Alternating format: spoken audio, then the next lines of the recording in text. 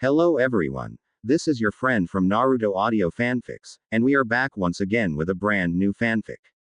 Which is what if Naruto discovered female Kiba, and Hinata and Hana noticed his scent too, part 2. If you enjoy this story, don't forget to hit the like button, thumbs up, and subscribe to the channel for more amazing Naruto fanfics like this. So without wasting any more time, let's start today's fanfic. Mornings were never a strong suit for Kiba. She liked soft beds with a multitude of pillows to bury herself under and adored trying to stay warm in her blankets, ignoring the outside world. This morning was no different. She snuggled deeper into the softest bed she ever laid in. The pillow was also soft and rather slick. The blanks were thick and warm, and Kiba's body heat surrounded her in a cocoon of warmth.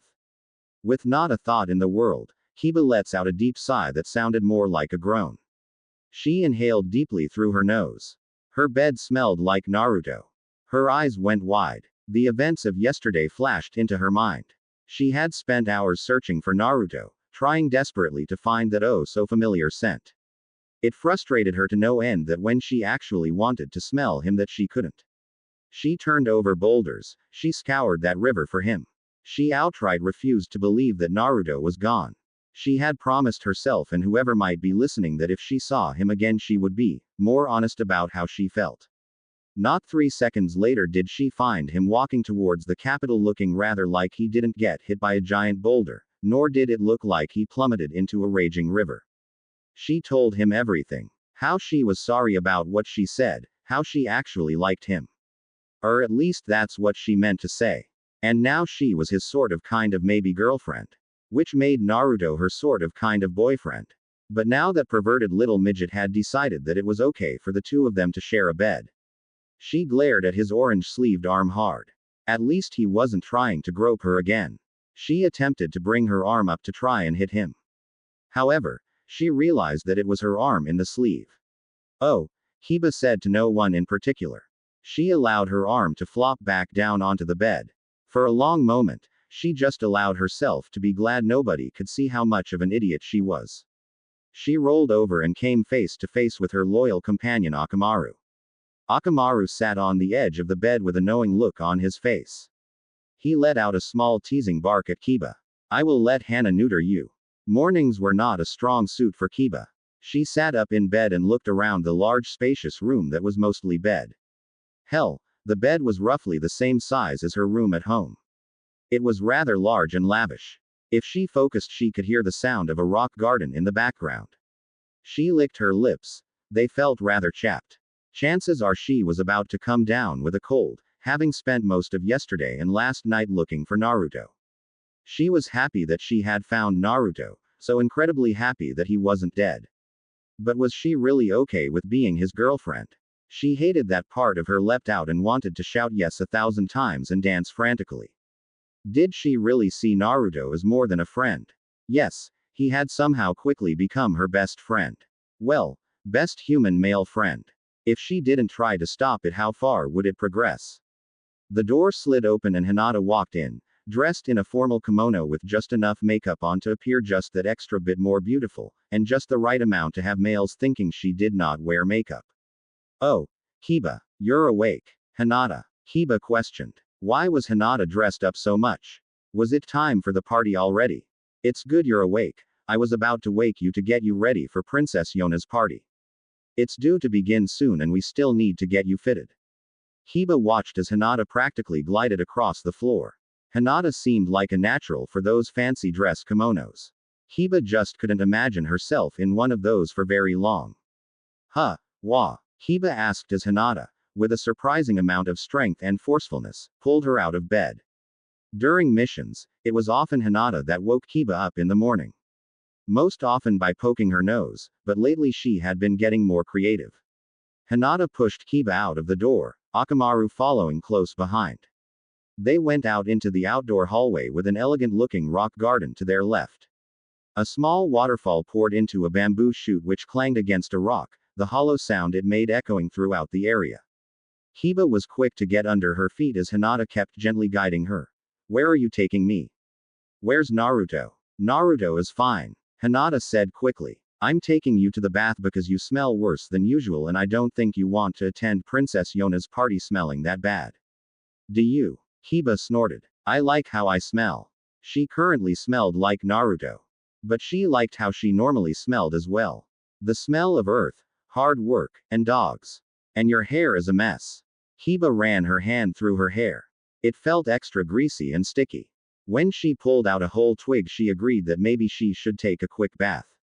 I'm taking you in with me, Akamaru, she said with a smirk.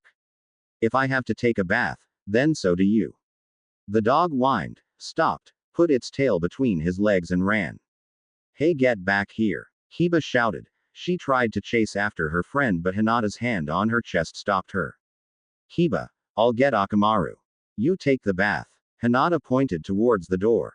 It smelled more like a hot spring to Kiba, only much nicer than anyone she'd been to before.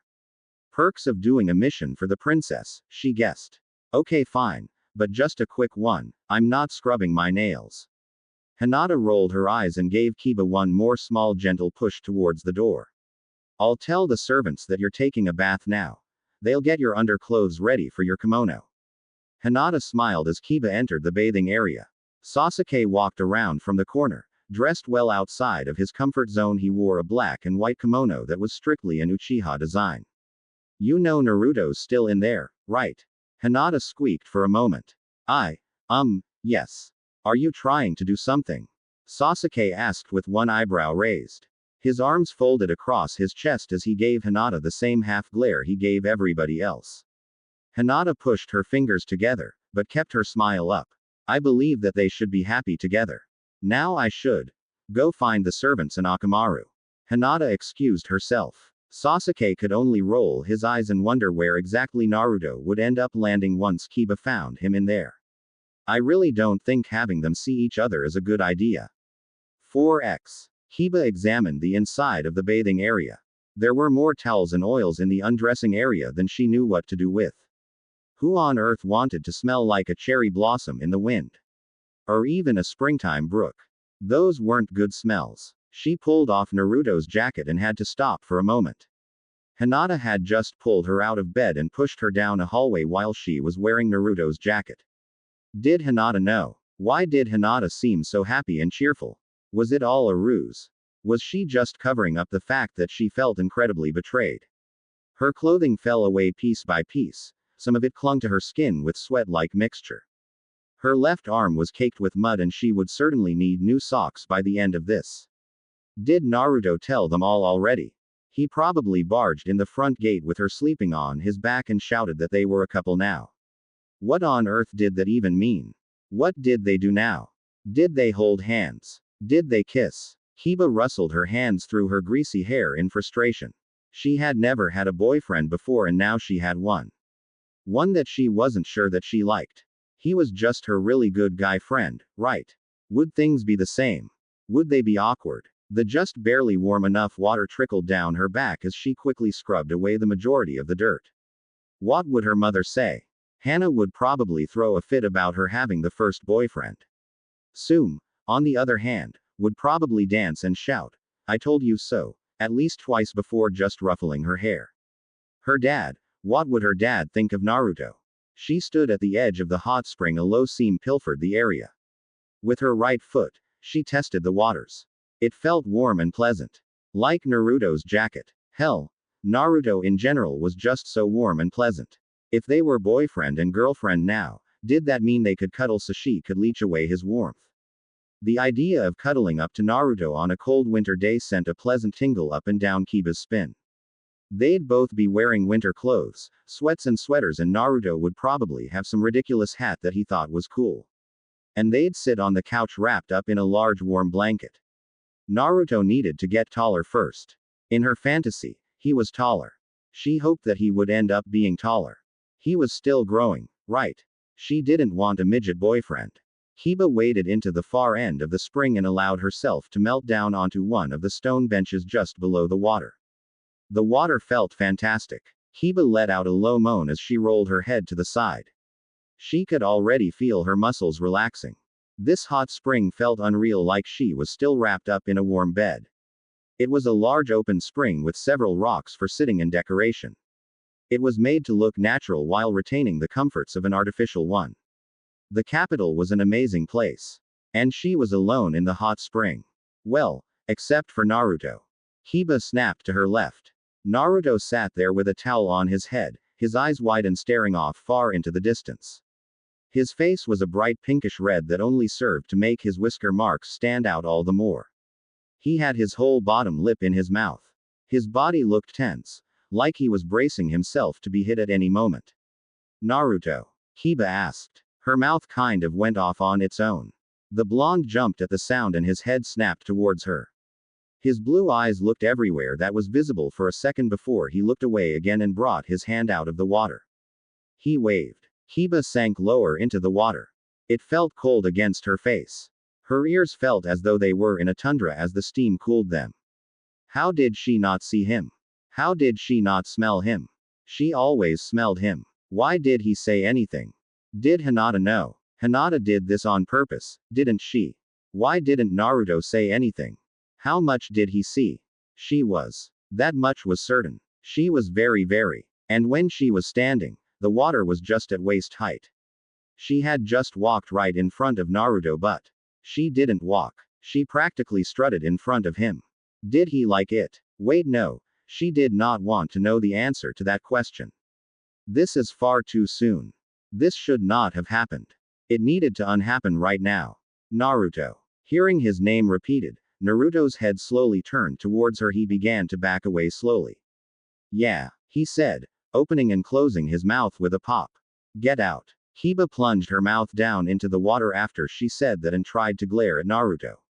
But it was really hard to look at him at the moment. So she glared at the center island rock. Okay. Naruto shot out from the water and quickly walked out the exit. Kiba did not look at Naruto when he left. She did not find him weirdly attractive. She did not think that he maybe kind of had a nice butt. Not that she liked butts or anything, at least not like Akamaru did. She certainly did not like Naruto's butt. She remembered what happened the last time she got too close to that thing. 4x. You knew. Kiba glared down into the back of her blue-haired friend's hair. Hinata gave Kiba a practiced smile. It had always felt weird to Kiba how different Hinata could act when she was wearing a dress kimono. She actually acted like she had backbone. I knew what, Kiba. That Naruto was in the bath when you shoved me in there. Kiba followed Hinata down the hallway wearing a comfortable bath robe. Akamaru was quick on her heels as well. There was something unsettling about the way Hinata bobbed her head to that. Did I? Hinata stopped in front of one of the doors and opened it. The room was filled with fabric and half-finished kimono. 3 young ladies all turned towards Hinata and Kiba and smiled brightly. Oh goody. Princess Yona brought us another little ninja to dress up. Every instinct in Kiba told her to run. But a quick side step and a shove from behind by Hinata sent her into the grasping hands and tape measure of the woman. Kiba looked at Hinata's sweet smile. That was twice today that Hinata had betrayed her. Hinata. Why? Hinata smiled and waved at Kiba. Have fun in there, Kiba. She closed the door quickly, ignoring the sharp yells coming from Kiba. Yona and Hawk walked around the corner, both dressed in elegant kimonos, though compared to Yona's, Hawk's looked more at home for a summer festival. Her hair was dressed up in a loose bun that was held in place by a golden hair piece. She looked every bit the daimyo's daughter. Hawk listened to the room for a long before he turned to the short little blue-haired girl. She had earned his respect during the fight. Her eyes allowed her to pinpoint the enemy ninja quickly enough. But he did not trust that smile. Are you certain you don't hold a grudge? Hinata rocked on her feet for a moment and smiled at Hawk once more. She gave a courteous bow to both Yona and Hawk. Not at all. I just want to have a little fun with Kiba is all. Yona and Hawk watched as Hinata walked down the hallway. If I had known she'd act like this, I wouldn't have made her drink that sake. She whispered just loudly enough for Hawk to hear. You did what? Hawk said harshly. His voice snapped at Yona like a whip. What? She was so nervous about the whole thing I felt like she needed to relax. Yona shouted. She withered under Hawk's intense glare. It was only a little bit in her tea. Hawk smacked his lips for a moment and continued his harsh glare. And where did you get the sake? You're nowhere near old enough to drink. It was a gift, Yona half muttered. She tried her best to look like a small child again by twirling a few loose curls of her red hair. 4x. For the second time that day, Kiba found herself standing in front of somebody. The women had stripped her of her bath robes the second the door was shut and had her stand on a soft stool. Every time she tried to lower her arms to cover herself, they were pushed back out once again. "Oh my, you're going to be a tall one, aren't you?" one woman said as she measured Kiba's vertical height. "I guess, hahaha." Kiba's reply turned into a squeal as another tape measure found its way around her chest. "Oh my, and another early bloomer too," another woman said as she examined Kiba's bust measurements. "I'm telling you, all ninja are busty. They must have some technique that they use to grow them." The other woman nodded in agreement. "I wouldn't doubt it. Have you seen their leader? You won't see tits like that on any normal woman, that's for sure." Kiba gave a sad whimper as the woman continued to measure her body in various places. She did not sign up for this kind of a mission. She was only to escort Yona, Sasuke, and Hinata to the party, not go to the party as extra protection. Why did she have to agree to Hawk's plea? Because she was in a hurry to try and find Naruto, is why. The next time Kiba saw them, it was going to be their last. Almost killing Naruto like that, and now making her wear a goddamn kimono was just a bit too much. "Hey, watch it. Iee. Kiba squeaked as one of the women measured her waist. "Why are you taking my measurements? I don't need anything fancy, just give me a basic kimono." The women looked at each other, then back at Keep. "Well, certainly we could, dear, but don't you want to impress some young man?" one woman said in a sickly tone, her voice nearly cracking. "Yes, like that sweet blonde boy that carried you here last night," the other woman said with a small smile on her face. "Oh, you two looked so cute last night." Kiba felt her hair bristle at that. They had seen Naruto carrying her here while she was asleep. Did she really want Naruto's attention? She already had that, right? He had seen her just minutes ago on accident. But did Naruto think she was pretty? "You can make me pretty." The woman smiled at her. "Oh honey, he will be eating out of your hands." 4x. Naruto sat frustrated by the whole thing. Every time he blinked, he saw Kiba.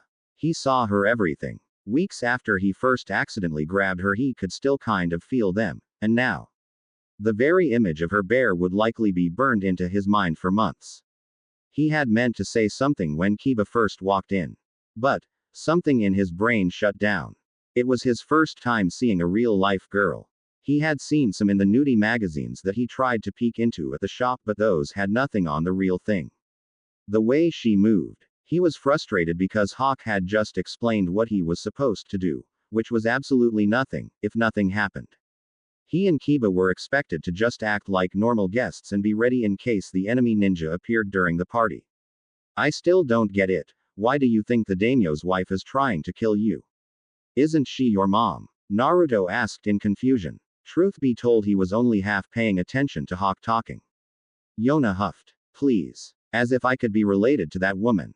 Yona snapped her fingers. "And weren't you listening back at your village? I said that she's my stepmother. Hawk thinks that she hired those ninja to kill me so that her daughter would be next in line and not me. But I think he's just being overprotective." "Oh, so why do me and Kiba have to go to the party? Would we be better if we acted like guards?" A party just didn't sound like fun to him. There was just going to be a bunch of fancy noble people, the types that liked to look down on people like him. Hawk and Yona were the exceptions to that rule. Because the other ninja might just be guests. "Naruto," Hawk explained with a deep sigh. "Besides, most of the palace guard will be on guard for anything like that. You guys are there as the last resort. And look on the bright side. You get to attend my birthday party." Yona shouted, pumping her fist. Naruto crossed his arms and pouted. It still didn't sound like fun. He was about to protest further, but the door slid open. For the second time that day, Naruto found himself unable to think properly at the sight of Kiba. He recognized her instantly thanks to the red fang marks on her cheeks. She had her hair up in a neat bun. They had gone heavy on the makeup, adding to the distinct marks of the Inuzuka clan with a deep red eyeshadow and nearly ruby red lipstick. Her kimono was an earthy red that shined brightly, highlighted with a white hanari and an orange obi to tie it all together. Where Hinata had the practiced grace and beauty in her kimono, Kiba's was like a misplaced savage wearing one. She had a fierceness to her beauty. Kiba smiled at Naruto's reaction to her. That near hour of suffering at the hands of those women suddenly seemed worth it. Pick your jaw up off the floor, Naruto. Naruto's jaw snapped shut. That is, he blinked once, twice, and his mouth bobbed open and closed like a fish gasping for water. You look wand, wow. You look wow. Naruto struggled to find the words to describe Kiba. She literally took his breath away. Kiba's smile only lasted for a moment before her face turned into a bright red. Well, whatever, it's not like I dressed up for you or anything. She turned her head with a sharp huff. Slowly she turned back towards him. A small smile began to appear on her face. You dress up nice yourself, Naruto. I see you kept the orange. Naruto smiled and spun around in his orange and black yukata. It's a bit stuffy, but I kind of like it. For a long moment, Kiba and Naruto just stared at each other. They could only smile and their eyes continued to dance with one another's. Each time their eyes met they would smile and look away, completely lost to the rest of the world. Kiba took another step towards Naruto, but it was more of an awkward shuffle, as her kimono was stiff and hindered her movement slightly. Her foot caught on something and she tripped. Naruto caught Kiba before she really began to fall. Most of her weight was rested on his chest. Kiba could hear Naruto's heartbeat from where her head landed. It sounded like a drum. It amazed her how even under what must a gallon of shampoo and other odors Naruto still managed to smell like Naruto. It was like the smell of cheap ramen was burnt into his very being. They looked at each other. Their faces were so close. If either one of them wanted to, they could kiss. Now kiss. Hinata shouted suddenly. She had a wide sweet smile on her face. Kiba and Naruto separated quickly at Hinata's outburst. Ah! Sasuke. Make them kiss. Hinata pouted, and pulled on Sasuke's arm. I'll push Kiba and you push Naruto. It'll be like the time you two kissed in class, only less gay. Sasuke growled in annoyance and ripped his arm from Hinata. What's gotten into you? He had picked Hinata because she was quiet and not annoying. She was failing to be both at this moment. Nothing. Hinata said sharply. Her eyes shot to Yona. Oh, princess. Can you tell me how you made that tea? It was so good I finished the pot. Yona sucked on her lips and began to sweat. Hawk leaned over to Yona and whispered in her ear for a moment. How much sake did you put in the tea? Yona could only blush. Apparently far too much. It wasn't that she was avoiding Naruto. Kiba just felt like her time was better spent wandering around the guests. She knew kind of what the enemy ninja smelled like. A sort of ozone smell, mixed with rocks and pine, and underneath it all the scent of rice paddies. And given how everybody here smelled like various degrees of pompous, Kiba was certain that she'd be able to sniff them out if they chose that night to attack. And with Akamaru posted at the entrance with a Naruto clone or two, they had the front door covered. Kiba would never say it out loud, but she secretly hoped something exciting would happen soon. Fancy noble parties were boring. All everybody did was stand around and talk. Yona stood next to Hawk and two other guards as she accepted the gifts as they came. The daimyo and the thing he called his wife sat at the far end of the hall surrounded by fancy-looking aristocrats. Kiba wondered who the party was for, exactly. It seemed more like an excuse for the boring adults to talk about boring things. Parties were supposed to be fun. Kiba. She heard Naruto's voice even in the room that was filled with chatter. Kiba did her best to appear like she didn't hear that voice and walked in the exact opposite direction of it. It wasn't that she was avoiding Naruto. It was that he was her boyfriend now. And she had no idea what the hell that meant. Like, how was she supposed to act around him? Did she act differently? Did they act the same? Were they supposed to kiss? Like really kiss, as in lip-on-lip action where they did the kiss thing and kissed. She had never had a boyfriend before. Alright, it is time for the dance. Will all couples take their places? As the people rushed about her, Kiba felt a chill run up her spine.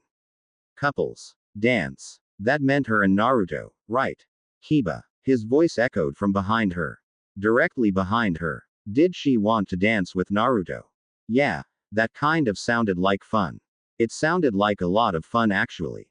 Did Naruto want to dance with her, though? Is that what couples did? She looked on in amazement as she watched Hinata drag Sasuke out onto the dance floor. They took the positions with practiced grace. She felt somebody pull on her arm and twirl her around. She came face to face with Naruto. He had her hand in his own.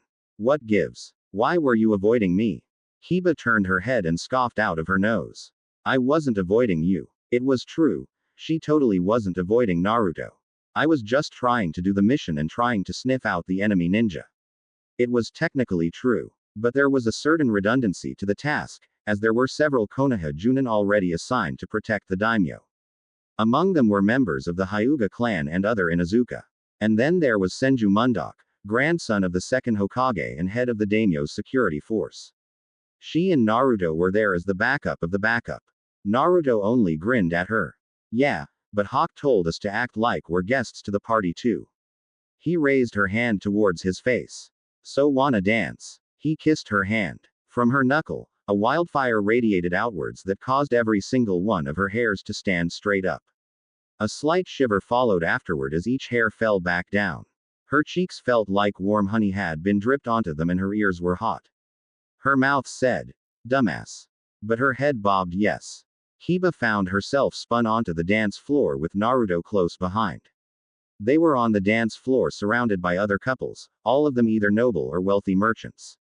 Even Sasuke and Hinata walked with prestige and finesse. Their names meant something. For a moment, when Naruto took her hands, Kiba didn't mind the looks. Okay, so I think my hand goes here and then you grab my back and then we. Naruto had his tongue out of his mouth, and he looked directly at Sasuke and Hinata, attempting to mirror what they were doing. The music started and everybody moved with practiced elegance and grace. They flowed like a tranquil river, each motion coming with ease.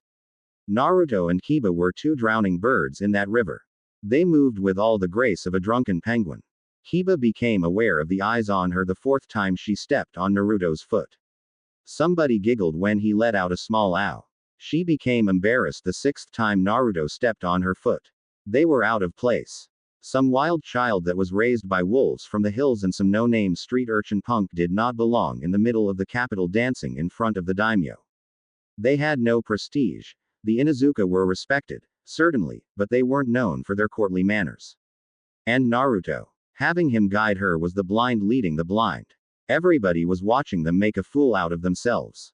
Neither one of them knew how to dance, and this wasn't the time or the place to learn. Kiba wanted to leave. She wanted to be anywhere but here. She could hear their snickers. Naruto smiled at her and leaned in close. His cheek brushed against hers. Kiba shuddered when she felt his breath against her ear. Hey Kiba, let's go wild. Kiba had heard Naruto say those words before. But never to her. They carried a weight with them. A purpose of something greater, of something amazing. All the tension in her body left her and a smile spread across her face. There was something about the way Naruto said those words that made her willing to follow him anywhere. Let's do it. The sense of anticipation Kiba felt as Naruto grabbed her hands and moved them slightly only grew. Their arms were both folded and she just barely had any grip on his hands. The onlookers vanished behind them as Kiba's sole focus was on what Naruto was planning. She yipped in a mixture of excitement, surprise, and delight. Naruto had thrown her straight up into the in an elegant spin not unsimilar to how her fang over fang technique worked. Only instead of Akamaru, her partner was Naruto. At the apex of her spin, she was flanked by two other Narutos, each with giant grins on their faces. The clones grabbed Kiba's arms and sent her flying towards the ceiling. Kiba did a twist in the air and landed on the ceiling feet first. She had meant to stare down at Naruto and dare him to come up there with her. But Naruto was already one step ahead of her. A group of clones had just vanished and the original Naruto landed not far from Kiba. They had the attention of the entire hall at that moment. And for better or for worse they couldn't care less. Up there on the ceiling, it was just her and Naruto and they could dance however they felt. With a smirk, Kiba undid the lower part of her kimono that kept her legs bound tightly. Women were meant to be dainty and have small movements in the capital. A quiet girl like Hinata would fit in well enough, but the Inuzuka had a wild, untamed nature. With the full range of motion back in her legs, Kiba jogged towards Naruto. She made a slow punch towards Naruto's face. He blocked it, and redirected her into a spin. The flaps of her kimono spun outwards as Kiba spun more than necessary to deliver a gentle backhand to Naruto. He intercepted her forearm with his own. It was just like their spars. Each and every move flowed into the next in a steady grace that left those below with a sense of awe. Time after time, Naruto or Kiba would look like they were about to fall from the ceiling only for the other to catch them and bring them back up. Naruto's shadow clones appearing at seemingly random times only added to the performance. To the nobles and merchants down below, it was like watching the circus without the high wire. Many of them thought it was some show for the princess's birthday. Sasuke. Hinata loudly whispered into her partner's ear. I want to dance on the ceiling too. Sasuke just looked at the apparently drunk Hinata that was barely able to do the dance they had practiced. Hinata already knew it, and Sasuke just used the Sharingan to copy it. And while Hinata had lost her shyness for the time being, she also lost what Sasuke considered to be her best feature. She wasn't annoying. You can barely stand as it is, now shut up. Hinata pouted and pointed in the vague direction of the ceiling. You won't make them kiss, you won't dance with me, can we at least go see the ceiling people? Hinata's Byakugan was activated. Hinata leaned in close to Sasuke's ear. They're right above Yona. I think it's a big present. Sasuke looked at the area above Yona. Nobody was over there. And there was nothing like a big present. Hinata, have you seen these people before? His Sharingan spun into motion. Hinata nodded with a sudden downward snap of her head. Yeeha. They were there when the rock hit Naruto in the head. Do you think that's why Naruto is so stupid? He gets hit on the head a lot and Sakura does it a lot too. I wonder if. Hinata took notice that her partner was now much further away than he was before. Wow. Sasuke, when did you learn to do that? Naruto. Kiba. There. Sasuke threw a kunai at the area above Yona. Hawk. Above you. Everything happened at once. The ceiling exploded with a bolt of lightning. Hawk drew the lightning into himself with his forearm, protecting Yona in the process. Naruto and Kiba used the fang over fang technique to cut off the escape route. And a half-dozen ninja protectors appeared around the enemy ninja. Yona ran over and touched Hawk gently. It impressed her that he had taken the blow meant for her so readily and so easily. She didn't know what she would do if he was dead. Hawk, are you okay? She asked softly. Never better, princess, Hawk said through clenched teeth. His jaw locked shut due to the massive bolt of electricity that had coursed through him. Just a little shocked is all. 4x. The next day Yona and Hawk choose to see the group off. The party had been called off after the attack and as of then, there was little to no threat from the captured ninja. They refused to give any information on who hired them, but Hawk was certain it was the daimyo's wife. I must thank you all for your protection, Yona said in a happy princess voice. It had the practiced legalistic sound but was backed by one of genuine happiness. Should you ever need anything from me, feel free to ask and I will make it happen. Can you name a road after me? Naruto asked happily. Kiba's elbow instantly found its way into Naruto's ribs. OWW. What? I already have a bridge named after me. I'm trying to start a collection. Kiba just rolled her eyes. Who would name a bridge after an idiot like you? Akamaru barked in agreement. Naruto tapped his foot on the ground in frustration. It was seriously unfair how Kiba and Akamaru ganged up on him. It was like every argument was 2 versus 1. He needed backup. Hey Sasuke, tell them about the great Naruto bridge. The idiot has a bridge named after him, Sasuke droned, a deep scowl already working its way onto his face. He had wasted far too much time with this stupid mission. He needed to train and become stronger. Itachi was still out there. Hinata groaned, her eyes squinted in pain. Do you have to be so loud? She whispered. She brought up the hood on her jacket and closed the drawstrings in a vain attempt to make the world darker and quieter. Why did she have to have such a bad headache? I am going to search your room tonight, Hawk whispered to Yona. Yona stuck her tongue out and stomped her foot. I already hid it somewhere. Hawk chose to ignore his ungrateful young charge and stepped towards Sasuke. Mostly because Sasuke appeared to be the most responsible of the 4 ninja. He presented a small scroll. This is a request for a Yamanaka to be sent the capital as quickly as possible. Can you deliver it to Auntie Tsunade for me? Sasuke took the scroll with a curt nod. I'll make certain she gets it. He was eager to get back to Konoha. It felt like he had wasted far too much time here. Not that his time in Konoha was any better spent. 4x. Sasuke set a quick pace on their return trip to Konoha despite Hinata's quiet protests. Noise and motion didn't seem to be things Hinata was quite ready to deal with at the moment, but she slowly managed to improve as the day wore on. Kiba and Naruto, however, slowly kept inching closer to one another until an odd tree or small branch forced them to separate again. So, Kiba did not like the way Naruto started that sentence. They had only been in a relationship for, like, a day. Did something bad happen already? Was she a bad dancer? Did Hinata confess? Why were you avoiding me so much yesterday? Kiba felt her hair bristle on end, and immediately felt a bit silly for her thoughts. I've never had a boyfriend. It came out more like a whisper than she wanted it to. Naruto frowned. It was kind of hard to hear people when they were running through the treetops. Especially when they were whispering. What was that? I didn't hear you. I never had a boyfriend, okay. Kiba shouted, her face already burning up. Like, I don't know what to do with you. I mean, that dance was fun, but what do we do differently now? I'm confused, okay. I was just confused. Naruto bit his tongue for a second before he took a step and bit it slightly too hard. Now his tongue hurt. Well, it's not like I ever had a girlfriend before either. I just assumed we kept doing what we doing, except do the dates. Naruto smiled wider. And do couple things, like hug. And kiss. Kissing Naruto. That was not a foreign thought in Kiba's mind. If she was honest, her first thought about kissing Naruto happened during their first, not a date. The idea was one that became more common with each passing day. PFF'd. What on earth makes you think I want to kiss you?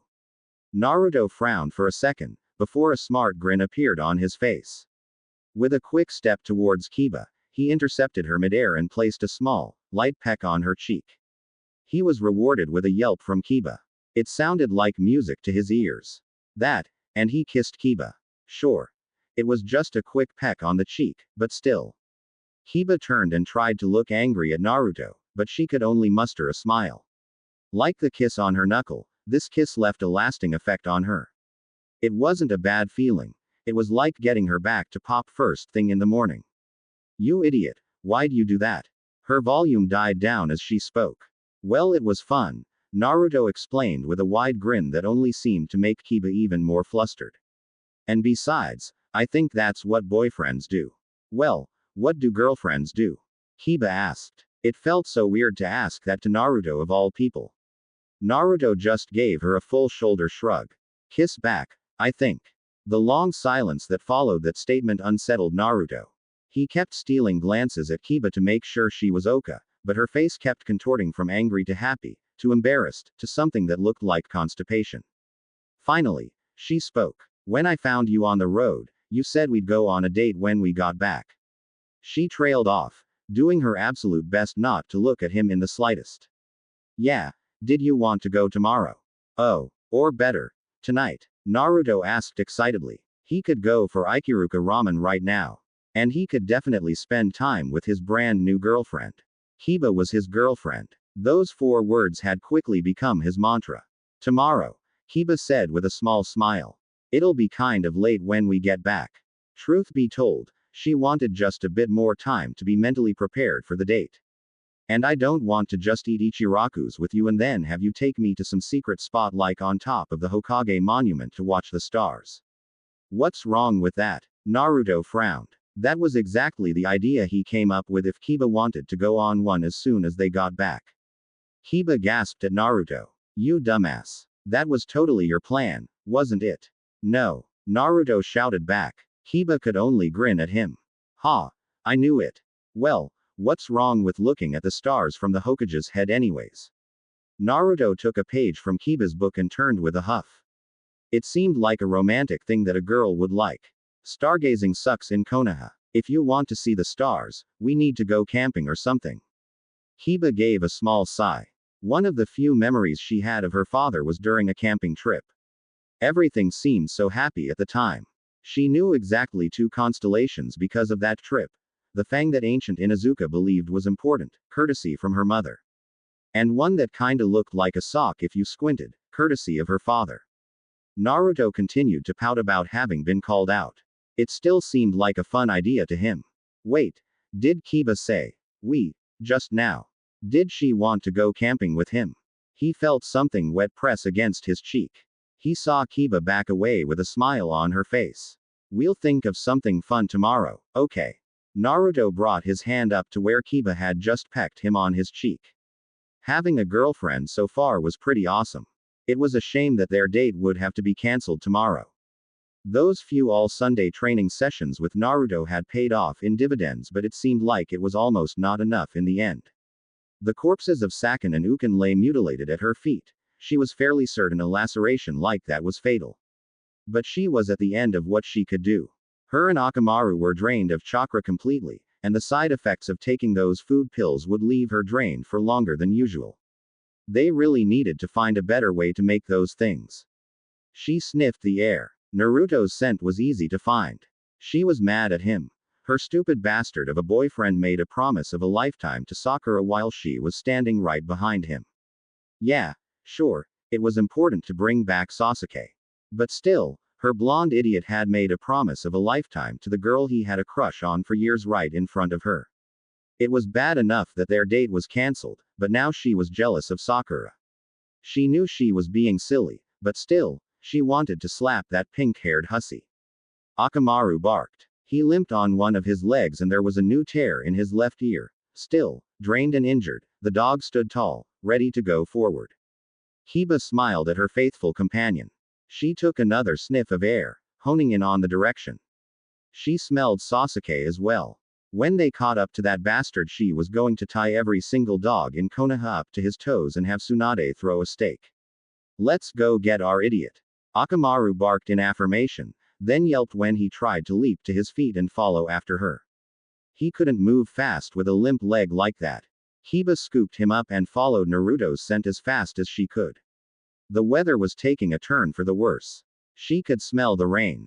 And something in the pit of her stomach told her to worry. The Valley of the End. It was hard not to be born in Konoha and not know some of the history surrounding it. The sight of it sent chills up Kiba's spine. The way Madara's statue stood there as though to attack Konoha with the symbol of unity showed his betrayal. The first Hokage stood opposite in defense of Konoha. Kiba could hear them now.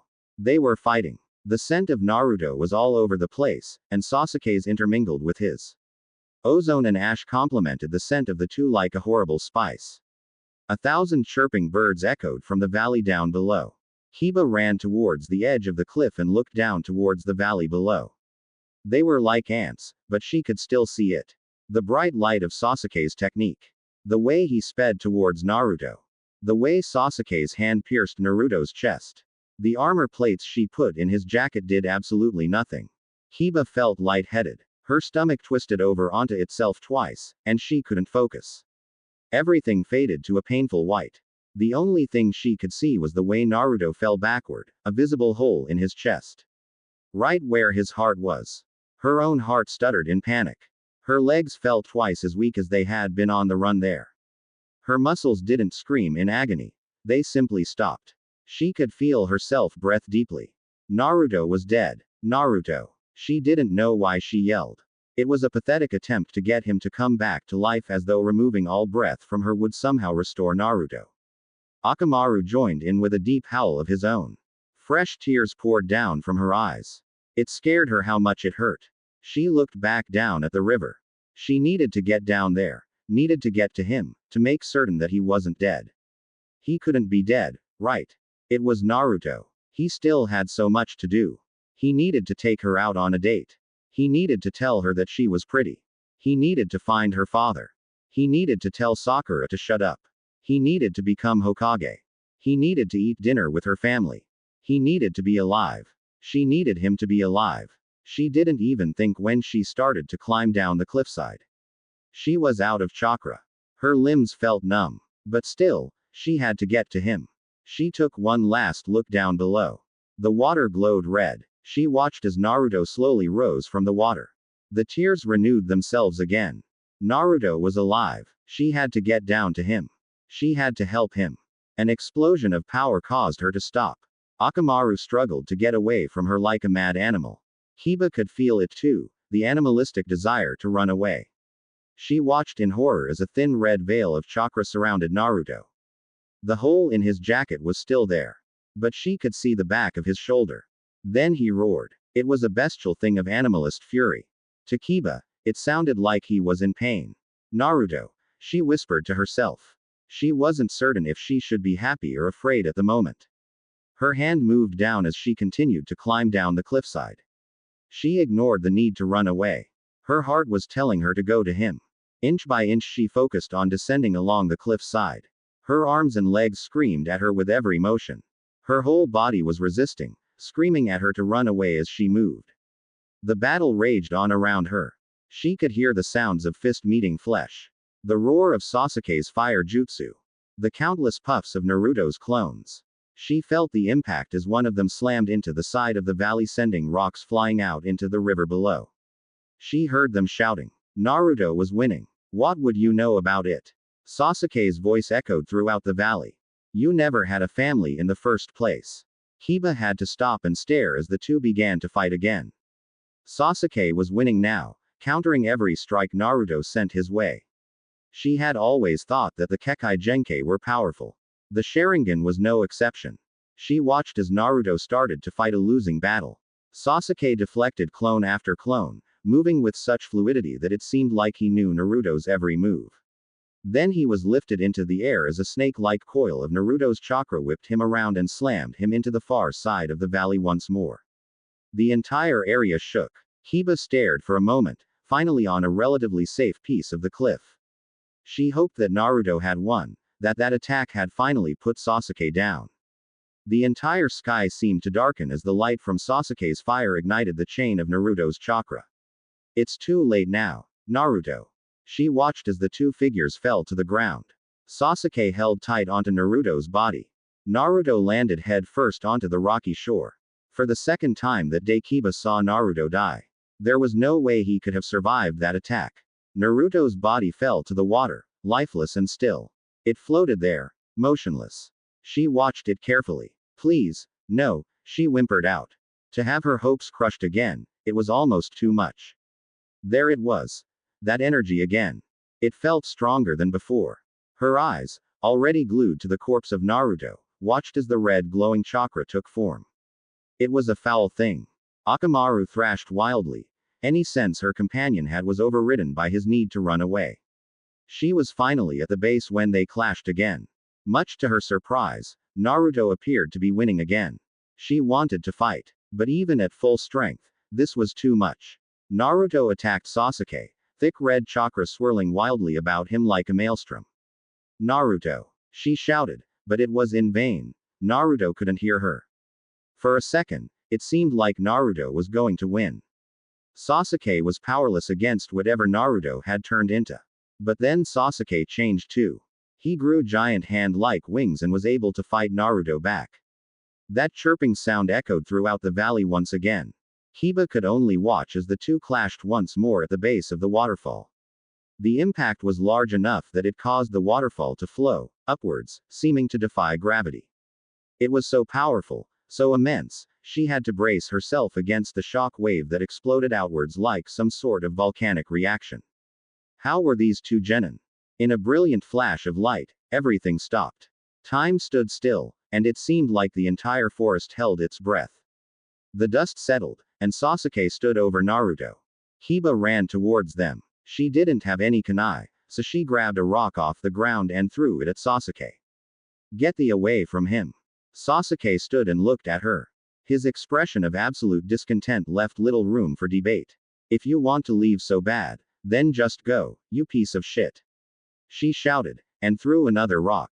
She had nothing, but Sasuke had less, and time was on her side.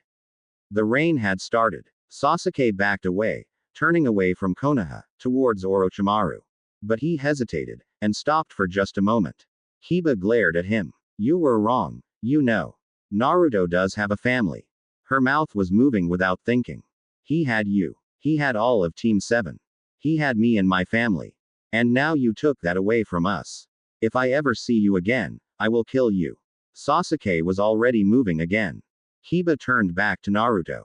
She had seen him die 3 times today. She had seen him come back from the dead twice. Would it be too much to hope that he could go 3 for 3? The whole world felt hazy. Every nerve in her body was dull with weariness and pain. She placed her hand on Naruto's forehead. It was cold. She checked for a pulse. There was none. Despair began to set in. He wasn't breathing. The air grew thick. She placed her head to his chest in one last desperate attempt to see if Naruto was alive. Ba thump. A heartbeat. Naruto had a heartbeat. He was still alive. He's alive, boy. He's alive. Kiba cried once more that day. Naruto had done the impossible 3 times.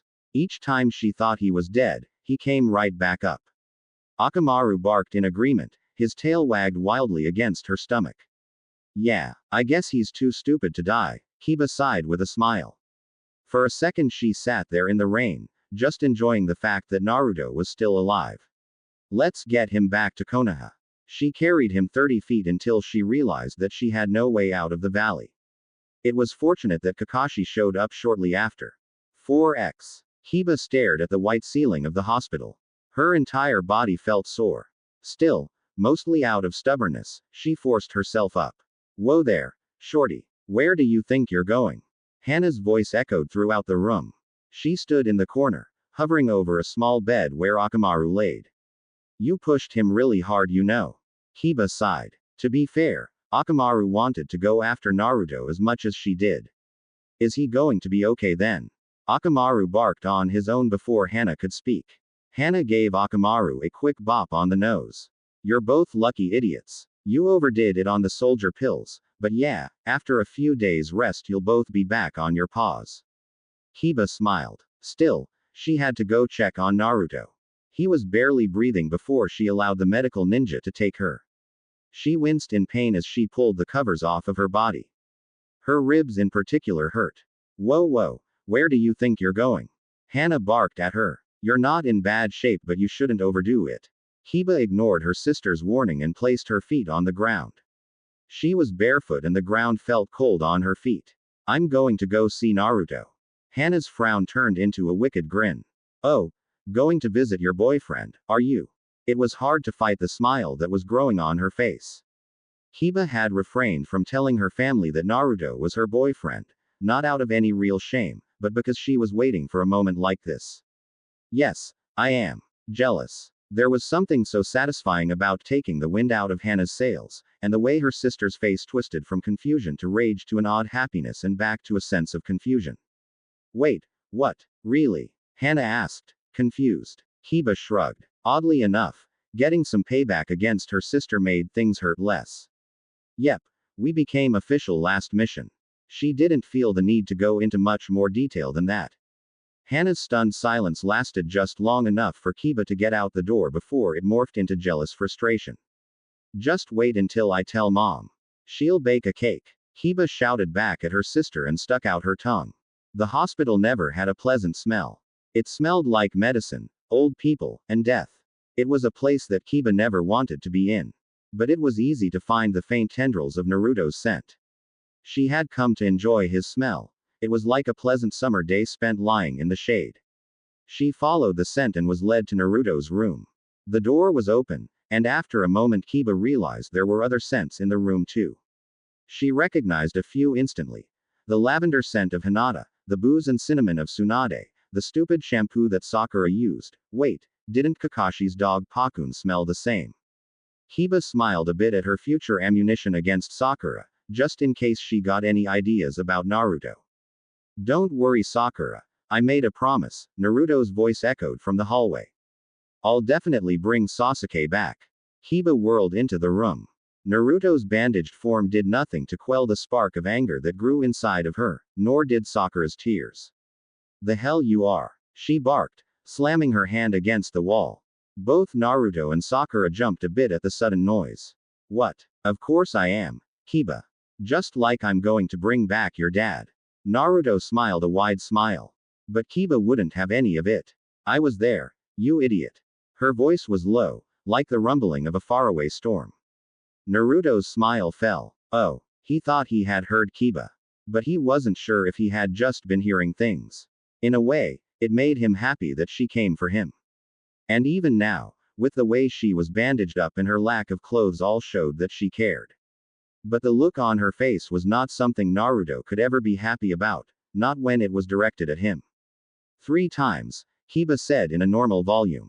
Her eyes locked in on the orange jacket that rested against a chair. 3 what? Kiba? Sakura asked. She had to fight back a yelp when Kiba stomped past her growling. Naruto died 3 times, you pink-haired hussy. Because of that stupid promise he made you, he died 3 times. Kiba snapped. She grabbed Naruto's jacket and threw it at Sakura hard. Look at that hole. Sakura examined the hole. It was on the right side, right about where the heart was. So what? Naruto's still alive, and what does this have to do with you? He's my boyfriend. Kiba shouted. Sure, they had only been a couple for like 3 days, with more time spent in bed rest than on dates, but that was probably common for shinobi relationships. I don't give a shit what on earth let Naruto survive having an arm go through his chest, or how he survived getting pile driven into the ground from 100 feet up, or how he survived a goddamn stomach laceration, but I'm sure as hell glad he has it. That red chakra, no matter how horrifying it was to watch, still let Naruto live, gave him a fighting chance. She'd have to ask him about it later, though. Naruto's eyes locked on Kiba wide with horror for just a second. It had been because of the Kyuubi that he had lived through those things. His mouth went dry as his tongue felt heavy. He wanted to say something but for a moment words failed him. Sakura looked down at the hole once again. She thumbed the material slowly. Bits of the jacket were burnt or seared. Is it true, Naruto? Naruto looked between the glare of Kiba and the concerned look of Sakura. Yeah, he admitted it. But I'm not giving up. I'm still going to bring Sasuke back. Kiba frowned and stomped her foot on the ground. Why the hell are you so set on keeping your promise to some girl that uses dog shampoo? I'm your girlfriend, damn it. Damn it, she used that weapon too quick. Dog shampoo? Sakura questioned. She had been using this shampoo for years, ever since she got it from, right? Pakun. That's not why. Naruto shouted. His hands balled into fists, and he punched the mattress. Sasuke's like a brother to me. I can't just give up on him. He tried to kill you. Kiba shouted right back. She walked to right in front of Naruto's bed, obstructing Sakura's view of the blonde. 3 times. She grabbed him by the front of his shirt, her knuckles white from gripping it so tightly. If it was dangerous to get your dad, would that stop you? Naruto shot back. Naruto leaned in close and glared right into Kiba's eyes.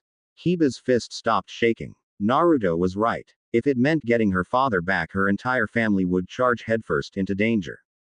Fine, she snarled out and let him go with a shove to the chest. But you have to promise me something. I already promised to bring your dad back. I'm your girlfriend, I get to. Naruto and Kiba glared at each other for a long moment. Fine, what is it? Kiba sighed and allowed her face and tone to soften. I saw you die 3 times. She hated how weak she sounded. So just promise me that you will come back. Naruto sighed into an effortless smile. Kiba had just given him all the reason he could ever need to make sure that he came back. I promise. Let me finish. Kiba cut Naruto off. Promise me that you will come back even if it means that Sasuke will die. Your life is more important than his, you numbskull. And not just to me. The room was silent for a whole minute. Before at last Naruto sighed. I promise that I will come back no matter what. Kiba rolled her eyes and smiled at Naruto. We can have our date when you get out of the hospital, alright? Can we get ramen? Naruto asked, his eyes bright and face elated. He hated hospital food. It was so gross and he hadn't had Ichiraku's in like 5 days. Kiba briefly wondered if her eyes would roll out of her socket before she smiled. Sure. But you have to do something else too.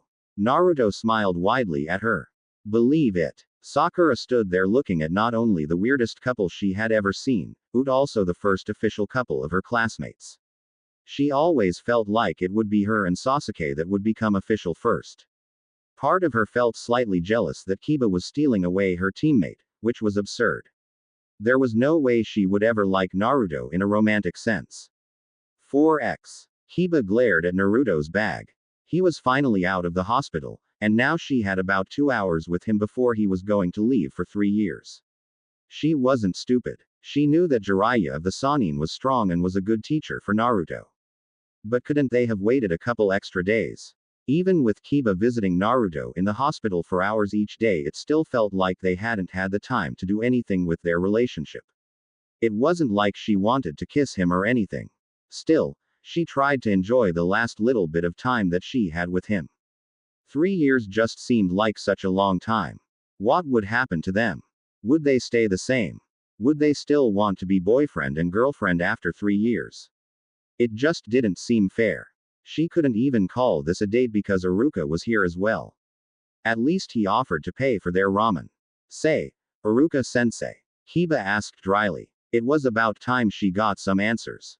Iruka turned to Kiba with a bit of noodle flopping out of his mouth. He slurped them up with about as much manners as Naruto had. What's up, Kiba? What do you think about Naruto being my boyfriend? She was desperately hoping that Iruka would just shrug and say, good for you two, you make a cute couple. Instead, she got a spit take as Iruka nearly coughed up the noodles he had just swallowed. What? Since when? I thought Naruto liked Sakura. Not that there's anything wrong with what you two are doing, it's just kind of not something that should be. The scar on Iruka's nose blushed a funny almost purple color. Did you know I was a girl? Kiba asked. She wanted him, of course, to follow it up with, being in a relationship is perfectly normal, but some people might not like it when you are to open about it in public. Or something along those lines. What? You are? Kiba's chopstick broke in her hand and a deep growl escaped from her mouth. Just how many people thought she was a boy? It was getting so annoying. She was a girl, damn it, and proud of it. There was nothing wrong with being a girl. Naruto attempted to make peace. It's okay, Iruka-sensei. I didn't know Kiba was a girl until the Chunin exams either. I think Sakura found out then as well. But yeah, she's my girlfriend. Sorry for not telling you sooner. Naruto turned back to his ramen with a happy smile. Iruka stood up quickly and slammed a couple bills onto the table. I think the Hokage is calling me. I gotta go. This should cover the meals. I'll pay the rest back later. Kiba smiled when Iruka sped away. Now she had Naruto all to herself. Yo Naruto, time to go. Or not. The loud and boisterous Jiraiya entered the stall, and out left Kiba's sense of joy. Oh, okay. Naruto said quickly, done with his bowl of ramen, sadly enough. Kiba stood with him. See you out. She didn't mean for that to sound so meek. She took his hand as soon as his bag was on his shoulder. The trio walked in relative silence to the gate. All right, brat. Say your goodbyes to your girlfriend, it's time to go. Jiraiya rubbed the back of his head and turned away. It reminded him a lot of when he took Minato away from Kushina to train with the Toads for a year. Except that was worse, Jiraiya mused to himself, as it was just after Minato had saved Kushina from those Iwa ninja. She used her chakra chains to try to get him to stay. He hoped Kiba wasn't any worse. So, I guess I'll see you later. Naruto asked with a chuckle. He didn't know what he was supposed to do. Just come back, okay. Kiba said suddenly. It sounded too weak and pitiful. Taller. And with bigger muscles. I don't want a scrawny boyfriend, got it? She added quickly. Naruto stared at Kiba for a moment. He blinked once. Okay, but you have to grow bigger. Kiba snapped away from Naruto and covered her chest with both of her arms. What? You pervert. What makes you think you can ask me that? It's not something I can control. Well, neither is my height. Naruto shouted back. And I'm not going to stay short forever. Just you watch, I'll be taller than you by the time I get back. Kiba laughed. Yeah, you better. Otherwise I'll tie your arms and legs to some dogs and have them stretch you out. Seeing Naruto's reaction to that was priceless. So yeah, bye. Kiba stood there for what seemed like an eternity. As Naruto slowly turned away. She needed to do something to get him to stay something for just a minute. Wait. Naruto turned quickly, already making a kissy face towards Kiba. He was expecting, and wanted, a nice goodbye kiss from Kiba but didn't know how to ask for one. Was he supposed to ask or just kiss her? Kiba stared at Naruto's kissy face for a second. If he didn't look so ridiculous she might have considered it. Instead, she held out both hands and presented Naruto with a photo. Here, my mom thought it'd be a good idea for you to have a picture of my dad in case you find him. And I'm there too, so yeah. I'm little, but still. She kind of wished they had a picture of them together so that she could have something to remember him by. Naruto took the photo and examined it. That red dog seemed familiar. Hana was cute when she was young, and soon seemed so happy. Little Kiba was dirty and looked like a boy. Not that he would ever say that out loud. And the father. What was Wasumaru doing in the photo? Where was Kiba's dad? Naruto's jaw slowly fell. He lurched forward and grabbed Kiba by the shoulders. I know where your dad is. What? Really? Kiba asked frantically. Where? I'll show you. He quickly tore off his backpack and threw it at Jiraiya. Sorry, pervy sage. We're going to have to delay the trip by a day. He grabbed Kiba's hand tightly and began to pull her towards the capital. With every leap they took, Kiba could feel her heart dance like the ocean. She didn't know what to think. Naruto was about to leave for 3 long years. And then, suddenly, he turns around and drags her off to find her father. Naruto had found her dad. No matter how many times she repeated that, she thought it still felt strange. She almost didn't want to believe him, just in case that it wasn't real, then the disappointment wouldn't hurt as much. Are you sure it's him? How many times was she going to ask that question? Naruto turned back to smile at her. Yeah, I'm positive. I kind of feel stupid for not realizing it was him sooner. He just doesn't remember who he is. But we can totally bring him back and have Granny fix him right up. But are you sure it's him? She wanted to believe him. There was an absolute, pleading tone to her words.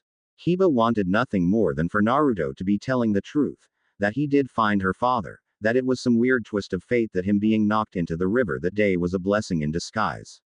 Yeah, he even had a dog called Loki, that looked like Rokomaru, except I think she got hurt because her right eye and ear were covered up. And she tried to talk to me now that I think about it. Naruto trailed off. It was becoming more obvious the more he actually thought about it. Kiba frowned. But why wouldn't Rokomaru come back? She was one of the best ninja dogs we had. She could easily make it back to Konoha in a day. It didn't make sense. It only took her and Naruto a few hours to get there. She remembered Rokomaru being so big and beautiful, a majestic creature that led the pack better than Kuromaru. Look, I don't know, okay. She might be hurt or be worried about Wasumaru. Naruto paused for a moment. The village where he had found Wasumaru was now in sight, just across a small river. He pointed at the inn with the red dog sign. See, that's his inn right there. Again Kiba allowed Naruto to drag her into the unknown. He leapt halfway across the river and she had to react quickly to the current or be swept away. It was a really good thing Naruto had helped her with water walking. Why wasn't that standard again? Naruto dragged her through the town. She was glad he was, as her knees felt weak and her stomach churned in unsettled anticipation. She stood in front of the inn. A familiar smell peppered the area. It was her mother's beef stew. But it wasn't. It was different, yet familiar at the same time. Akamaru perked up and barked, bolting down the road. Kiba could only stand there in shock. Her body wanted to move, to act, to do something. But her brain didn't want to do anything.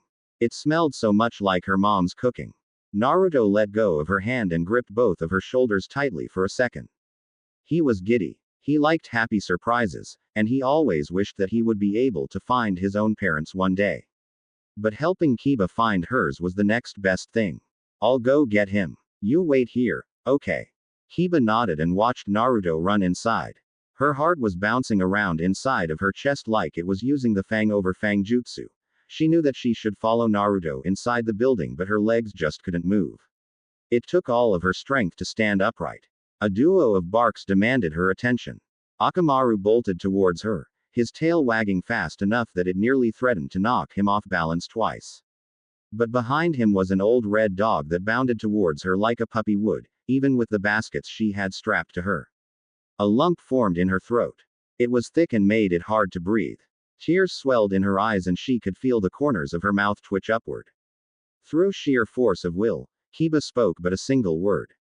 Rokomaru. The dog bounded up to her, passing Akamaru with ease and began to sniff wildly at Kiba. Pleased with the scent, Rokomaru sat down and licked Kiba's hand lovingly. Reba. Kiba looked at Rokomaru in awe. The dog that had become her father's partner was alive. Rokomaru was alive, and that meant She heard the door to the inn open up. Whoa. Hey. Geez. Naruto. Watch where you're pulling me. I was certain that I had the recipe right this time and you just had to.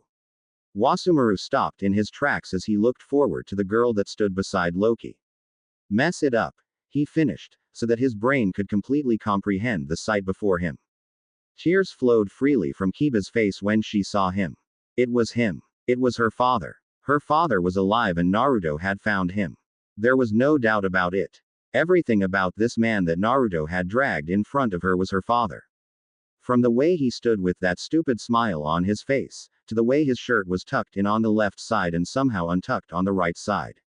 From the way he did his hair, to the way he blinked twice when he didn't believe something.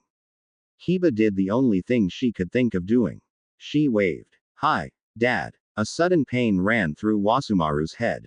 No, that wasn't right. He wasn't Wasumaru. He had a name. A different name.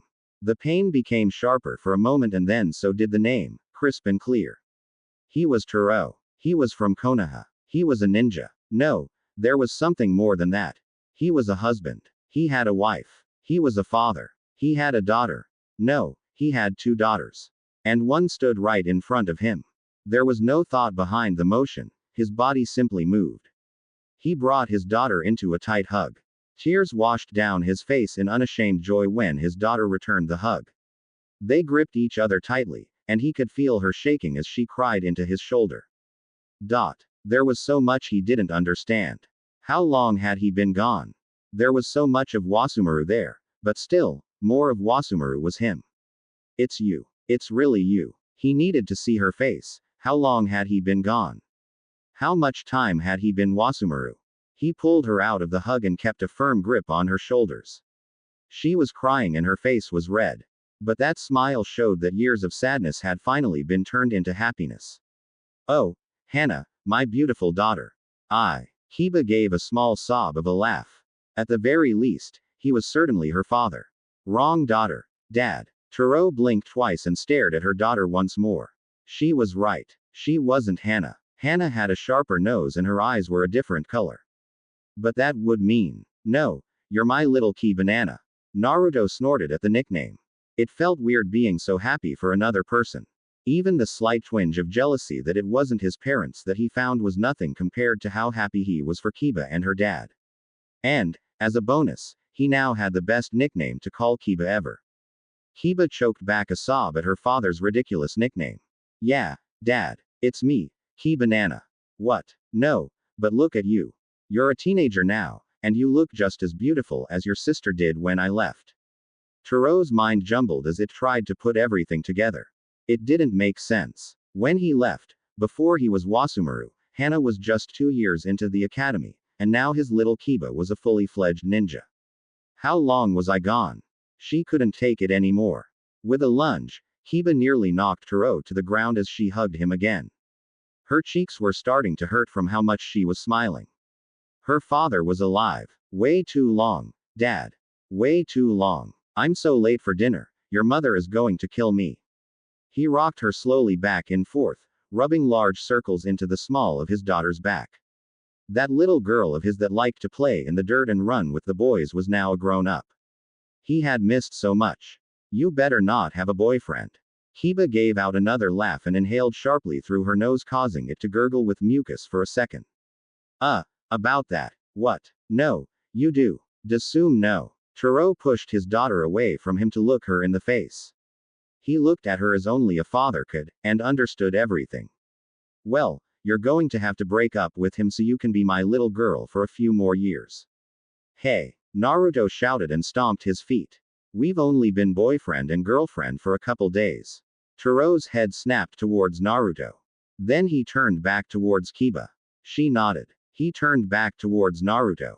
You mean that advice I gave you was to help you hook up with my daughter? Naruto snorted and crossed his arms. Wasn't much advice. It was true. What Wasumaru had said turned out to be true, but Naruto didn't need to do anything to make it happen. It was all Kiba. I take it back. Taro shouted at Naruto and pulled Kiba into a tighter hug. He was a little conflicted, as Naruto was the one that reunited him with his daughter, but, more importantly, he was Kiba's father. And Naruto was some punk that was trying to take his daughter away when he just got her back. She doesn't like you and you should give up on her. Dad. Kiba shouted with a laugh from his tight and overprotective hug. She couldn't help it. She gave him a loving punch to the shoulder, her face now a fine red color. What? I was joking. I was joking. Taro gave a laugh and opened up his arm for Naruto to join in the hug. He saw how Naruto hesitated. There was something about this boy, something that felt important. But he remembered his family. And that just mattered more. Come on. Don't be shy. You brought me to my daughter. As far as I'm concerned, your family now. That was all Naruto needed to hear. With no hesitation, he dove into Taro's arm and brought all three of them down to the ground in a laughing hug. In a strange way, Naruto had found his own family. Akamaru and Rokomaru joined in with a flurry of licks on their giggling faces. Gak. Rokomaru cut it out. Hearing Taro call that name once more only spurred the dog into even more frenzied licks, whining and panting all the while.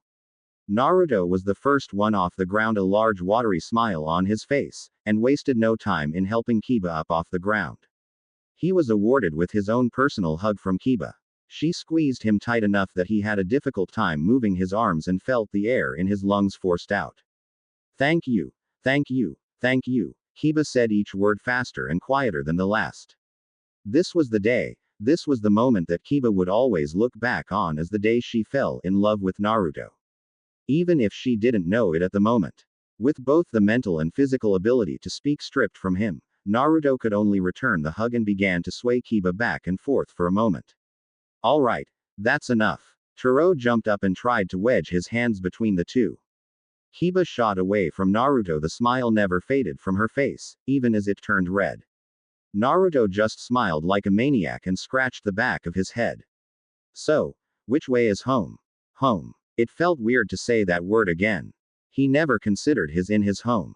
It was just his something he was just doing to pass the time. It was an excuse to try and cook Soom's beef stew again. He never could get it right. Something in his heart stirred as that woman passed through his thoughts. Soom. He remembered bits of her, small little moments of what was a massive picture. Holding her hand, watching her walk away with ramen pouring down his face. The way she stopped when he kissed her suddenly. The way he loved her.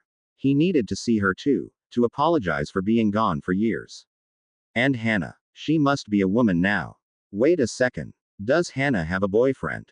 Kiba snorted. No, Dad. She tries, but Mom won't let her date any of the boys she brings home. Her sister was getting desperate. Kiba could have sworn that she saw Hana trying to flirt with Shino one day. Shino. With a blink, Taro pointed at Naruto, a puzzled look on both of their faces. What about him? Does your mother know about him? Kiba bit her lip. Yeah, she knows. Her mother even made a cake and demanded that Kiba give Naruto part of it. She would have done that anyways. She actually tried to get me to date Naruto for months. What? Really? Both Naruto and Taro gaped. They both quickly turned to stare each other in the eyes. Naruto's face broke into a wide grin. Taro's instantly soured. Don't look at me in that tone of voice. For a long moment, Kiba watched as her father and her boyfriend bickered with each other. They were kind of alike with how they randomly switched from one topic to the other and seemed to be able to bounce between different forms of happy so easily.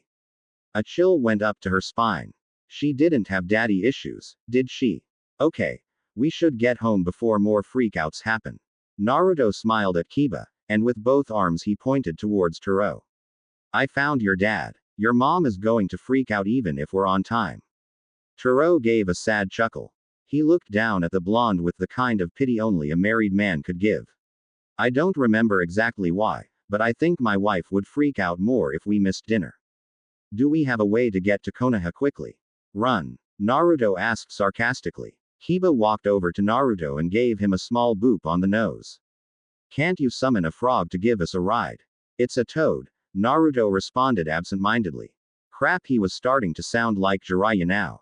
If he wasn't careful, he'd end up writing boring romance books and peeping on Kiba at the springs. Wait, he already did that. Stupid Hinata. What was she thinking? Better not let Taro know anything about that. Although he considered telling Soom. But yeah, that's a good idea. Naruto was about to start the summoning jutsu, but Kiba stopped him. Not in town, Naruto. I've only seen you summon stuff that's either smaller than a cat, or bigger than a house. The town was small enough that Gamabunta would be able to easily reach from one side to the other. Go behind it into the forest and summon something. Oh right. Good idea. 4x. We're never taking a toad again. Kiba shouted from breathless lungs. She could spin for hours on end and not get the slightest bit sick. But an hour or so on a giant hoppy frog thing was all it took to make her insides want to become her outsides. One thing was certain. Her father's imitation of her mother's stew only tasted good one way. Hey, it was your idea, Naruto replied as he gently rubbed Kiba's back in a circle. They had stopped outside of Konoha mostly for the sake of avoiding collateral damage. And because Taro had insisted on trying to surprise Sume. His genius plan was to just sit down at the table and see how long it took her to notice he was home. It'll be great, Taro had said with a smile. Your mom loves surprises. If Kiba's lunch hadn't been plotting its revenge at the time, she might have said something. Naruto thought it was a great idea. All right, Ki banana, Naruto. Taro shouted with authority. Let's go surprise my wife. Do the Yamanakas still own a flower shop? There was surprisingly little fanfare as they made their way through the village of Konoha. Only a few shinobi bothered to comment about how Taro was back from the dead. The majority of them commented on how they looked forward to attending his funeral once Sume got a hold of him.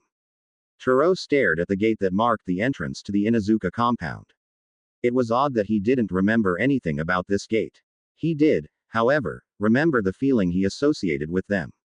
The dread he felt when he first came to pick Sume up. The sense of impending doom when he brought her home late once. The loving feeling when he finally moved in as a member of the Inuzukas. It seemed that each time he stood at this gate, something important was going to happen. But for the life of him, he couldn't remember it. The new Hokage was a healer, right? He should visit her as soon as possible. After he conquered his wife. He remembered that there was a trick to dealing with her, a way to get her to stop should the need arise, but he had no idea what it was. If your mother kills me, no kissing until you're, like, 18 or something. Kiba stood behind her father and pushed on his lower back to make him move forward. Rokimaru joined in as well and butted her head on Taro's bottom. We're going to be late, so just start walking. Yeah, Sume's not that scary. Naruto shouted proudly. He liked Sume. She was always nice and friendly. She even made him a cake. Both Kiba and Taro gave Naruto a dry look. That's because she likes you. 4x. Sume glared at the kitchen clock in a mild annoyance. Hana was going to be a little late, but at least she had advanced warning about that. Kiba, on the other hand, that pup was dangerously close to being late herself. She didn't care if it was Naruto's last day in Konoha. That gave Kiba no excuse to be late for dinner. She swore that if that girl ran off with Jiraiya and Naruto, she was going to tie them up and let the dogs eat them.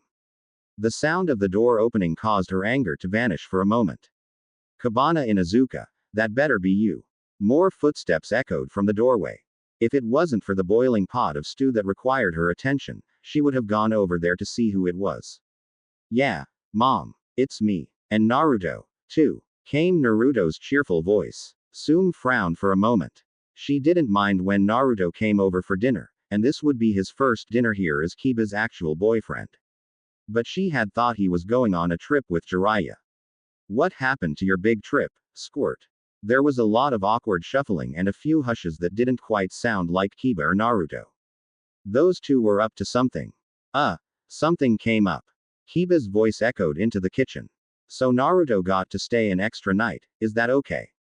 Sume rolled her eyes. Young love was such an innocent thing. Sure, but he's sleeping in his own bed. She smiled and counted down for her daughter's shriek. 3, 2, 1. Mom, I didn't mean it like that. Came Kiba's whine of protest. Sume could easily visualize the look on her daughter's face. Teasing those two would only be fun for a little while longer. She was glad that she would be able to squeeze one more night out of it. Sume picked up the pot. Everything was done and ready to eat. If you say so. Set the table real quick, though. She entered the dining room and time stopped. Standing there at the end of the table with a stupid grin on his stupid face was her stupid husband who she had stupidly fallen in love with nearly 20 years ago. From the way his long hair flowed into a messy ponytail, to the bit of gruff on his chin that seemed to be the only real facial hair he could grow. It was him. Turo smiled as his wife. He was still alive, so that was good. He smelled her beef stew and grinned even wider when a realization struck him and he realized what it was he had been missing all those years, her love. Hi, honey. There was a clang, and the pot fell to the ground helplessly. Hot stew flew all over the ground. Soom stood there, her mouth opened in pure shock. It slowly closed into a smile as tears threatened to pour out of her eyes. Turo. It was barely a whisper. With a grin, Turo opened up his arms wide for Soom to come hug him. Sorry I'm late for dinner. Soom started off slowly, taking a light step over the spilled stew.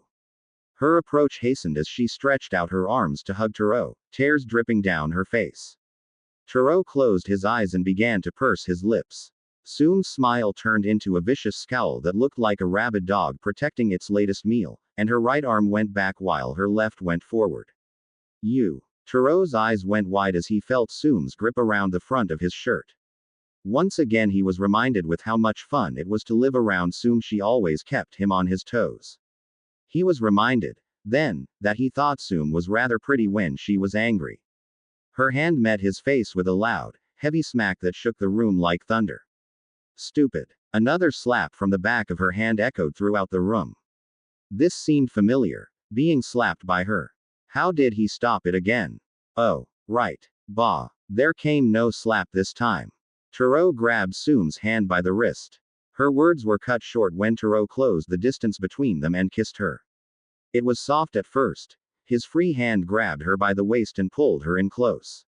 Soom's anger and spite faded away and was replaced with that love she had been so desperate to feel again for the past 8 years. She put all of her anger and frustration into those slaps. It was only right that she put all of her love into the kiss as well. She left go of his shirt and her arm around the back of his neck. They held that pose for a long time, just enjoying a kiss that tried its best to make up for 8 years of being missing. 8 years of kisses, 8 years of I love yous, 8 years of stupid little fights that didn't matter and a few that probably did. 8 years of love. Kiba stepped closer to Naruto. It was so awkward watching her father and mother literally make out. But still, she could help the feeling of happiness that her father was back. She looked at Naruto as he stood there with his own goofy smile on his face. She wondered what it would be like when he came back in 3 years. Would they kiss like her parents did? Did she want that? Did she want to wait that long? No, she didn't. And if Naruto wasn't going to act, she was. Naruto. Naruto turned to look at Kiba. It was only for a second like a fairy landing on his lips. His cheeks felt warm and his brain no longer knew what exactly to do. He looked at Kiba who smiled at him, kind and genuine. Thank you, Naruto. Soom smiled as she walked past her daughter's room. Even after 3 years, some things never changed. Soom opened the door to her daughter's room to see Akamaru happily buried under a pile of clothes, barking as the pile grew taller. And then there was a daughter that was being strangled by a fancy bra. Because nothing ever told your body to stop growing. Mom. Kiba shrieked and jumped at her mother's entrance. Her undressed state became apparent, and she failed to cover herself with a too small dress. Soom gave Akamaru an ear scratch on her way into the room. She grabbed her daughter's shoulders and looked Kiba in the eyes, having to look up ever so slightly. I swear, I'll never get used to you being taller than me. Also, you need to stop wearing your sister's bras, they're too small for you. Kiba's eyes went wide and she examined the overflowing bra she had on. She was just used to absolutely nothing fitting right. That stupid deal she made with Naruto just had to come true, though she probably should have demanded that he come back taller than her, not just taller. I blame Naruto. Ha! I doubt he'd be too upset over some spilled. Soom howled in laughter as she examined one of the pile clothes. Eventually, she found it. A bland white bra that was only a few months old. Here's one of yours, wear it. With a whine, Kiba took the bra and frowned at it. But it's so boring. Soom's smile grew wicked and Kiba quickly realized her mistake. Oh, planning on letting Naruto see the goods already. What? No. Despite Kiba's protests, her entire body seemed to blush at the idea. The idea of being with Naruto was not a foreign one. And technically, she had seen him before during the mission to protect Princess Yona. She wondered if his butt was still cute. A pout formed on Sum's face and she crossed her arms in disappointment. Oh, but I thought you loved him. You're my only hope for grand pups. Hana can't find a decent man to save her life and Kana is still a long ways away from boys not having cooties. My mom is telling me to have with Naruto. Kiba buried her face in the bra her mother gave her and groaned. They were only 16. It was far too early to be planning things like kids. Though if she had to decide right now, 2 girls and a boy and a house in the woods where she could have as many dogs as she wanted would do just fine. Oh, don't be such a prude. Sum slapped her daughter's back and rubbed it gently. So, is this a date or a not a date? Kiba smiled at that. When Naruto asked her before his mission, it was an actual date. Aside from Naruto being ever so slightly shorter than her, Kiba thought that Naruto came back, actually good looking. He kept his end of their deal, and was now a far cry from the scrawny little boy he was before. She wanted to squeeze his arms or hug him again. Maybe she'd even be able to finish that kiss Shino had interrupted. It's a date, Mom. Okay. So is it casual or what? I can't imagine Naruto taking you someplace expensive. Sum smiled. If Naruto was anything like Turo, their first actual date would be in the outdoors, away from everybody else, with a nice picnic basket. That was a fun time. He said I look the same, Kiba mumbled just loud enough for her mother to hear. She had been mortified when Naruto said she hadn't changed at all. That meant she still looked like a boy, even with hair down to the mid of her back. PFF'd. Knowing that numbskull he probably thinks it's a compliment. Did he ever call you pretty or beautiful before? She had seen the way Naruto looked at Kiba like she was magic. During the last time Naruto ate with them he snuck a look at Kiba whenever he thought she wasn't looking. Every time Naruto had ever looked at her with his mouth wide open, or every time he lacked the ability to speak properly around her flashed in her mind. Even when they first met after 3 years, he had the same dumbfounded look on his face. A fire grew in her stomach and she quickly took off Hana's bra. That's why I want to knock his socks off. Akamaru gave a low guttural bark and shook a few pieces of clothing off. Sum howled in laughter. Mutt's got a point. Show up topless and you'll knock more than his socks off. Mom. Spurred on by Sum's reaction, Akamaru stood up, his massive tail acting like a fan. He barked twice and began to roll on top of Kiba's clothing pile. I will let Hana neuter you. 4x. The pit in Naruto's stomach was an immovable feeling of sadness, dread, depression, and resolve. He knew what he had to do. It was going to be hard and he so wished that he didn't have to do it. He leaned both elbows on the red bridge where he had asked Kiba to meet him nearly a week ago. He ran his hands through his hair in wild frustration. He felt twice as guilty, considering he was supposed to be going out on a date with Kiba. The selfish part of him wanted to wait until after the date. To wait for one last kiss to hold onto until his final moments. Especially if it was anything like the first kiss Kiba had given him. Even now the memory of that kiss was enough to make his lips tingle in delight. The part that loved her knew that it wasn't fair. It wasn't okay. He was stupid to think that he should ever have a normal life, a normal relationship. It was what was best for Kiba. He had to break up with her. Naruto. His heart dropped when he turned to see Kiba jogging towards him. His iron will turn to slag under the passionate fire that she ignited. For 3 years he had dreamed of Kiba and fantasized about that kiss. It all started about the time that she had walked into the hot spring with him in it. Naruto tried to smile and stand straight. His left leg felt longer than his right. He felt like he was falling. He needed to get this over quickly so that he could wallow in despair and then train harder than ever before. Maybe if he trained hard enough he could. No, that was a stupid idea. Hey, Kiba, you look great. He couldn't help it. He wanted to see her smile. Kiba glared at Naruto. He was dressed in his normal clothing. Something was wrong. What's wrong? Do you have a sudden mission or something? The lump in his throat refused to be swallowed. Life was so unfair. He shouldn't have to do this. He had to look away from her before he could find the courage to speak. Not exactly. Listen, Kiba, we need to talk. Those words sent a sense of dread into Kiba. She didn't like the way Naruto said them. She had heard of them before from other couples and books. She tried to her best to not let it show. She failed. Oh, what about? Naruto looked Kiba in the eyes. He could see the tears already forming in her eyes. She knew what was coming. He was past the point of no return. He spoke each word as his heart shouted in protest. I think we should break up. Heartbreak hung in the air like a thick miasma. Kiba's right hand instantly went to her heart and her left began to shake. She leaned forward, allowing her hair to cover her eyes as her body began to tremble. All the hopes and dreams she had for this relationship were gone in an instant. A wave of disappointment swallowed her whole. That's fine. It's not like I wanted you to be my boyfriend or anything. Kiba's voice cracked 3 times as she spoke. She choked out a sob and allowed the tears to flow freely from her eyes. If she wiped them, then that meant they were real. She wasn't crying. There was nothing to cry about. The only option for Naruto was to turn around. He didn't want to see her cry. It was better that she cry now. It would hurt less for both of them. I'm sorry, Kiba. It's for the best. He hated the Kyuubi now more than ever. If it wasn't sealed inside of him, he could have a normal relationship with Kiba and be happy. He tried to take a step away, but Kiba had grabbed the sleeve of his jacket.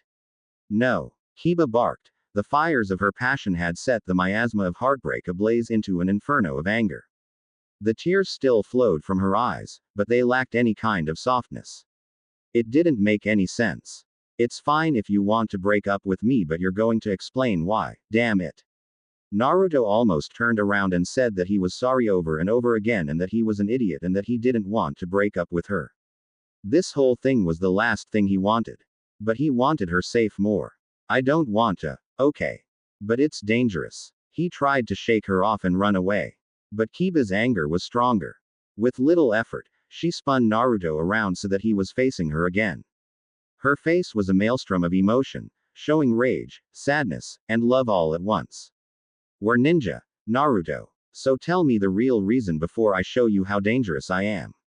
The Kyuubi, Naruto choked out. He refused to look at Kiba, but it was hard. Even when she was blind with fury, she was so eye-catching. When she didn't respond, Naruto turned to look at her steady rage. I have the Kyuubi sealed inside of me. Kiba blinked. That explained a lot, actually. So when you fought Sasuke, that was the Kyuubi. Naruto bit his lip and nodded. Yeah, and during this last mission, I lost control and I hurt Sakura. I don't want to hurt you too. Kiba gave a snort of laughter at that. She lunged forward and brought Naruto into a tight hug, a soft smile on her face. Not good enough. If you're going to break up with me, you need a better reason than having the Kyuubi sealed inside of you. But Kiba, there's also a group called the Akatsuki. They want to capture me and extract the. Then I'll just have to kick their asses for you now, won't I? Kiba cut Naruto off. She tightened the hug. All the despair she had felt moments ago had vanished. Though her anger still burned, ready to be used at a moment's notice. But what if something happens to me or you? It occurred to Naruto then that he hadn't put up any struggle to get out of Kiba's hug. His traitorous hands had even found their way to the curve of her waist. Kiba smiled at that and looked Naruto in the eyes. She leaned ever so slightly forward, just enough so that their noses touched. What if something doesn't? Naruto could feel her hot breath on his lips. They were so close. She was so willing. All he needed to do was close the distance. It wouldn't take much. The last of his resistance began to shatter. Please, Kiba, I love you. Those words swept through them like a warm spring breeze, filled with all the promise and hope of a new life. Kiba closed the distance between them and kissed Naruto. It acted like a massive reset button, erasing the last 15 minutes of sorrow and replacing it with love and joy. Naruto wasted no time in returning the kiss. 3 years of waiting, dreaming, fantasizing, planning, wishing came true with that kiss, a slow turning motion that danced like 1,000 fairies between the two. Kiba's hands found their way around Naruto's neck where she clasped on in delight. Naruto was hers now and she had no intent of letting him go ever again. The world was at a loss to Naruto as he felt any free will of his love life slip away with that kiss. It embodied everything he had wanted as a child. Love, happiness, acknowledgement, and family. They separated slowly with a wet smack, and smiled softly at one another. Still want to break up with me? Kiba asked, and flipped her hair out of her face. It felt good to finally be able to tell Naruto that she loved him. There was no doubt in her mind that she did. No ma'am. Naruto shook his head with a wide smile on his face. Never before had Naruto felt so stupid and so happy at the same time. His heart filled with joy at what Kiba said. He mattered to her. She loved him. Him. With a small peck on the lips, Kiba released Naruto from her hug, backing away with an extra bounce in her step. Good. Because if I'm honest, I'm more concerned about you being shorter than me than the Kyuubi being sealed inside of you. Hey, I'm not that short. And I'm still growing. Naruto crossed his arms and pouted. His pout only lasted until Kiba began to laugh. It was an infectious bubbling laughter that grew on itself, and further expelled the angst feelings that had been so present minutes ago. And then Kiba oinked. Naruto's laughter doubled at the cute sound. He had nearly forgotten Kiba did that when she laughed. His enjoyment was only doubled when he saw her blushing furiously. What? It's cute. Kiba huffed and folded her arms just under her chest. Well, whatever. It's not like you're that funny anyways. Now, what about the date? In an instant, Naruto's laughter stopped and he rubbed the back of the head in embarrassment. About that, I kind of cancelled my reservation so that I wouldn't be tempted to still go out with you. Kiba growled a low growl, and she leveled a glare at him. It lasted only a few seconds before she grabbed his hand and began to drag him towards the market district. Fine, we'll just go to the store and we'll cook dinner at your place. It's not clean. Stop being difficult. 4x. It felt so natural. The scent of sauce, spices, and steam filled Naruto's small apartment and completely destroyed the persistent smell of mildew. Kiba smiled over at Naruto, who was dutifully slicing a vegetable. She had made him take off his jacket mostly so she could see his forearms. I finished slicing the vegetables. Naruto returned Kiba's soft smile with one of his own. This was what he always wanted. He wanted the soft moments of life where he was alone to be filled with somebody else. It was all the better that it was somebody that loved him. Kiba bumped into Naruto's hip with her own for no other reason than that she could, and focused back down onto the simmering sauce in front of her. Add them into sauce gently, and then set the table. With a side step, Naruto closed the distance between them. He watched the vegetables slowly fall into the sauce and Kiba quickly stir them up into it. The smell of the air changed instantly with the addition of the vegetables. Once the last of them fell, Naruto turned to Kiba and kissed her. They had a mutual discovery that they simply liked kissing. When one wanted a kiss, the other was willing to give one. Each one was just a soft little pause on their life that felt like a deep breath. They were always soft feather-like brushes that always had an unspoken promise of more to come.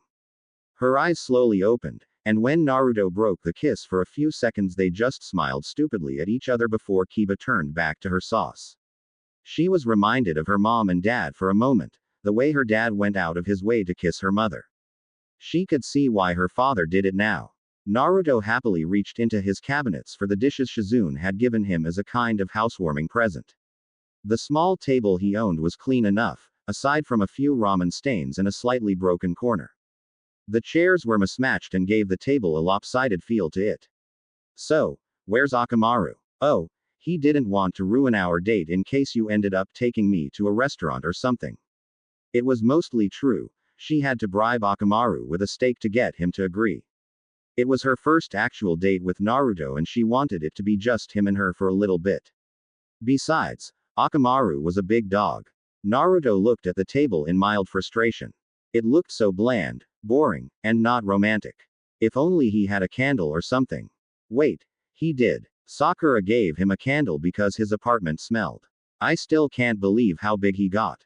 Kiba snorted and rolled her eyes. People kept saying that, but Akamaru wasn't even that big. Sure, he couldn't ride on her head anymore, but he was still more or less the same size as he always was. I don't know. It might just be because you're short that he looks so big. Kiba wiped her head around to give her boyfriend a tight, cheeky smile. Naruto tilted his chin up at her and frowned deeply. They held their duality for a moment before breaking out into a few short giggles. What's with the scented candle?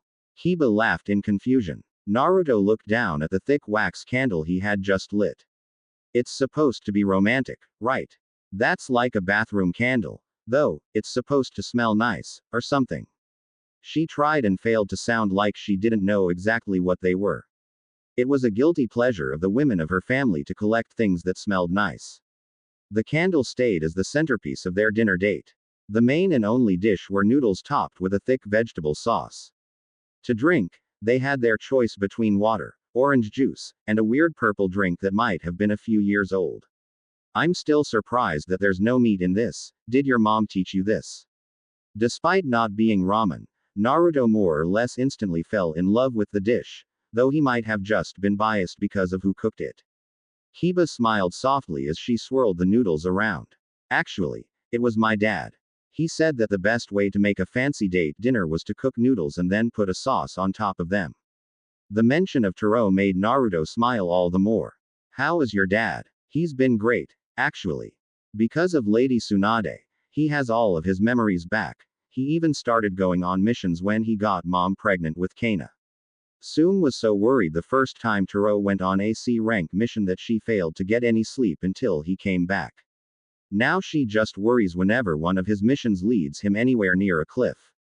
Kana? Naruto asked in confusion. Wait, do you mean Hana is pregnant? Kiba barked out in laughter at that. What? No. Kana's my baby sister. She's like 2 now. After a bit of mental math, Naruto spoke without thinking. Wow, your parents didn't waste any time, did they? A blush crept up on Kiba's face. She was fairly certain she knew exactly when her little sister was conceived. Yeah. Anyways, they want you to come over for dinner when you can. Once their meal was finished and the dishes were cleaned, Naruto and Kiba stood in his living area in a bit of mid-date uncertainty. It wasn't awkward by any means, but neither one of them knew what quite to do next.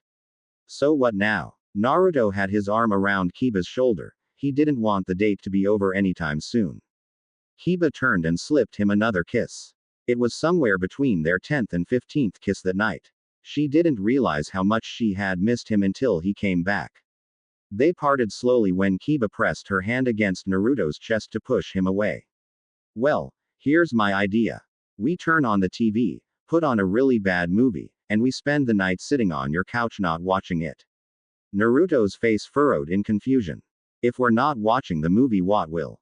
Kiba answered the question with a quick kiss. Oh, yeah, let's do that. Naruto practically sprinted over to his small television and searched through his collection of movies. Thankfully, in terms of bad movies, 13-year-old Naruto had quite the collection. Let's see. Ultimate Bikini Ninja 13. Jurassic Surprise, Keiho Hip Whip Girls, or Boruto, the movie. Kiba sat down on Naruto's couch and blinked in amazement. When she said terrible, she meant terrible, not so bad it might actually be good. I'm slightly curious about the bikini one. They ended up watching 4 Ultimate Bikini Ninja movies. Kiba yawned and looked up at Naruto from their cuddling position on the couch. With the slightest bit of effort, she leaned forward and gave him another tender kiss. It was late and she was so tired, yet she didn't want to leave just yet. Do you want me to walk you home? Naruto asked, as he rubbed Kiba's back in small circles. He didn't want her to leave, but it was late, and he did have to meet Kakashi early in the morning for training. A smile formed on Kiba's face. Do you think I can stay here tonight? Yay, sure. I can sleep on the. Kiba silenced Naruto with a finger. She gave him a weary, seductive smile. Don't get me wrong. It's not like I want to sleep with you or anything, but I can't sleep alone, and with Akamaru all the way on the other side of Konoha, I guess you'll have to do. Naruto slipped out from under Kiba and dragged her up to her feet. I can't believe I'm jealous of a dog. Kiba smiled and leaned heavily on Naruto. She wasn't half as tired as she was acting, but she had a goal in mind. Good. You should be. But maybe you should carry me to your bed like a good boyfriend. As you say, Ki banana. Naruto scooped Kiba up with minimum effort. He had one arm below her knees and the other wrapped around her shoulders. Kiba wasted no time in wrapping her arms around Naruto's neck and burying her head in Naruto's shoulder, mostly to hide the smile on her face. You know, you never said it. It hadn't bothered her until then, but she would have liked to hear it from him just once. Said what? Naruto questioned, as he walked into his room. It had the coldness of a room that nobody had been in all day, and his bed had never looked smaller as he sat Kiba down on it gently. Kiba pouted and rolled away from Naruto, burying her face in one of his pillows. She was more tired than she thought, as she struggled to lean up and growl in his face. Whether you love me or not. Oh. Naruto smiled and began to roll Kiba over so that she would face him. She kept her face buried in his pillow until he rolled her nearly 180 degrees to look her dead in the eye. It was soft, like a breath of wind, but everything she could have ever wanted. I love you. She didn't need to look him in the eyes to know it was true, but somehow, some way, it made things all the better. She had found her alpha. Okay. So we'll just be gone for a couple of days, and it's not that far. If you really needed us, you can come get us. Also, I have a load of laundry in the dryer. It'll probably be done in an hour. I'd appreciate it if you two would fold it, or at least put away your parts. Oh, and Kiba groaned, sinking further back into the couch as her father rambling about chores and not burning the house down. She had heard this same speech at least 20 times, 3 of which were for today. Dad, I know, we've done this before. Yay, Naruto helpfully added, while bouncing a giggling Kana on his knee. Yay, Kana echoed at her father, taking her eyes off Naruto for just a second. Ruto. Hear Kana happy. Kiba's troublesome 3-year-old sister had the biggest crush on Naruto and showed no mercy in trying to take up all of her boyfriend's time. Time that would be better spent on her. This was their date night too. As soon as Kana was asleep, it was no hold bars on crappy movies and cuddle grouping. Yay, I know that, and you guys are great. Lord knows how you make Kana actually go to sleep on time. Taro ran a hand through his hair, fumbling with his long ponytail. But this is the first time that it'll be more than just a night. We're going to be gone for a couple days. You're acting like we've never had to take care of ourselves before. Kiba groaned and slid her head along the couch until it rested on Naruto's shoulder, an act that earned her a glare from Kana as Naruto's attention was restored to its proper place. No, I'm acting like you're 2 teenagers being left alone in a house for nearly a week with no parental supervision while watching a 3-year-old. Taro gave Naruto a glare. If you do. He was interrupted by Sum's elbow to the stomach. Oh, come on honey, what makes you think that they haven't done it already? I know for a fact that night of their first date when Naruto came they did the deed. It was in the morning actually. But her father did not need to know that. Hell, I bet Naruto can't even keep his hands off of her fun bags. He was a natural at unhooking her bra. Taro groaned, rubbing the bridge of his nose. Can we please stop talking about our daughter's life, especially in front of our most innocent child? Nana has bestest, Kana responded, pointing at Kiba's chest with a devious smile on her face. Like she was trying to get her in trouble. I'm still trying to figure out where she got those puppies from. Sum smiled, pulling Taro in like she was still a teenager. I don't recall your mother being that busty. Why is everybody obsessed with my? Kiba groaned, trying to hide her embarrassment in Naruto's shoulder. Because they're awesome. She could practically hear Naruto's stupid smile as said that. It only served to bring her further embarrassment. And so's the rest of you. He poked her in the stomach as though to demonstrate his point. Fortunately, Kiba's father was distracted by her mother, who was climbing on him like a bitch in heat. Look, fine. Just don't do anything I'd tell you not to do or what your mother would yell at you for. And Taro trailed off as Sum began to nibble on his ear, just hard enough to leave a mark. She continued to do so down his neck until she reached the hem of his shirt, where she went back up, licking the trail of bites. The effect on her father was like a pup being swaddled. Sum grabbed her husband by the arm and began to pull him out of the house. We're going to be leaving now. So good luck, Naruto. She gave the blonde an exaggerated wink. And just like that, they were gone. Kiba sat up and gave Naruto an odd look, resting one of her elbows on the top of the couch. So, she placed a finger on Naruto's chest, fiddling with the zipper of his jacket. Why exactly did my mother wish you luck? Naruto's face turned a lovely shade of red that was normally reserved for her. Oh, he was up to something all right. And she was intent on sniffing it out. Oh, Naruto said, trying to dig for a bone of an idea in his head.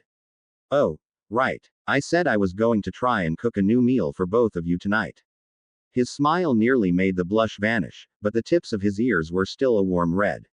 Spicy. Please. Kana bounced onto Naruto, throwing her arms around his neck and pressing her cheek against his. Kiba glared at her little sister. She should not be having to compete for Naruto's affections with Kana. It just wasn't fair. Still, it was better than the wild child Kana normally was. Just because they raised dogs did not mean she was raised by wolves. A smile crept onto Kiba's face. Kana couldn't stand spicy food, she was just trying to show off for Naruto. Yay. I agree with Kana, Naruto. I'm certain something extra spicy will get me, she trailed off, leaning in close to his ear. Hot. As a finisher, she kissed his jawbone, just below the ear. It was basic training for dogs, doing something unique before you fed them, or rewarded them for bringing out some kind of a response. In Naruto's case, it was simple curiosity that drove her to do this. Every time she was in the mood, she kissed Naruto there. At first, he gave no response. Now, however, I'll go start dinner, Naruto said quickly, taking Kana off his lap and passing her off to Kiba. He reeked of arousal, a smell that had its effects on her as well. Not that they were crazed teenagers or anything. Okay. Maybe a little bit. Remember, Naruto. He paused in the doorway. Extra spicy. Her words caused him to shiver before he resumed a stiff walk towards the kitchen. Kana stared at him before she began to squirm in Kiba's arms. Kana down. 4x. Naruto wiped the sweat from his brow as he placed the first plate of curry down in front of Kana. He honestly had no idea if it was something a 3-year-old would eat, or even if a 3-year-old would like something so spicy, but she asked for it. 1 plate of spicy curry for Kana. Once he got back from his training trip, Ayame had been insistent that he learn to cook. At first, it was just ramen, but recently she had been forcing him to expand his menu. So far it included several types of ramen and 2 types of curry. He never made the spicy curry before, just sweet and mild. And 1 plate of it for Kiba. He placed a kiss on her head and the plate in front of her. Smells great. Kiba hesitated, a bit of sweat already on her forehead. Very spicy. Opposite of her, Kana stared at her plate, gripping her spoon like it was a kunai, her sensitive Inuzuka nose already warning her that she wasn't going to like it. He knew it. He wanted to surprise Kiba with a nice meal that he cooked all on his own. He should have stuck with what he knew how to do. Maybe they should just go out to eat instead. You better eat it. Kana. Kiba teased, flicking a bit of her long hair over her shoulder. She placed a spoonful of the curry in her mouth. If you don't like it, Naruto might think you hate him. He had no idea how she said that with a straight face. She even went back for another bite of his curry. Her nose was crinkled in the way she did when she didn't like something. But she kept the pleasant smile. This is so good, Naruto. The scraping of Kana's plate as she all but shoveled the curry into her mouth echoed throughout the room. Ruto better than Papa. Curiously, Naruto took a bite of his own curry. It wasn't bad. A bit on the hot side, but the hotness only grew and grew from there. Each breath felt like he was inhaling a fire jutsu. Kiba had sweat dripping down her brow. A bit of snot was threatening to spill out from her nose as her face was flushed from the heat of his ramen. Her eyes remained locked with Kana. The youngest Inuzuka was faring no better as she was now licking her plate clean like she hadn't been fed in months. Her entire body was flushed red and covered with sweat. They both looked ready to explode. Would either of you like something to drink? Naruto stood and waited for an answer.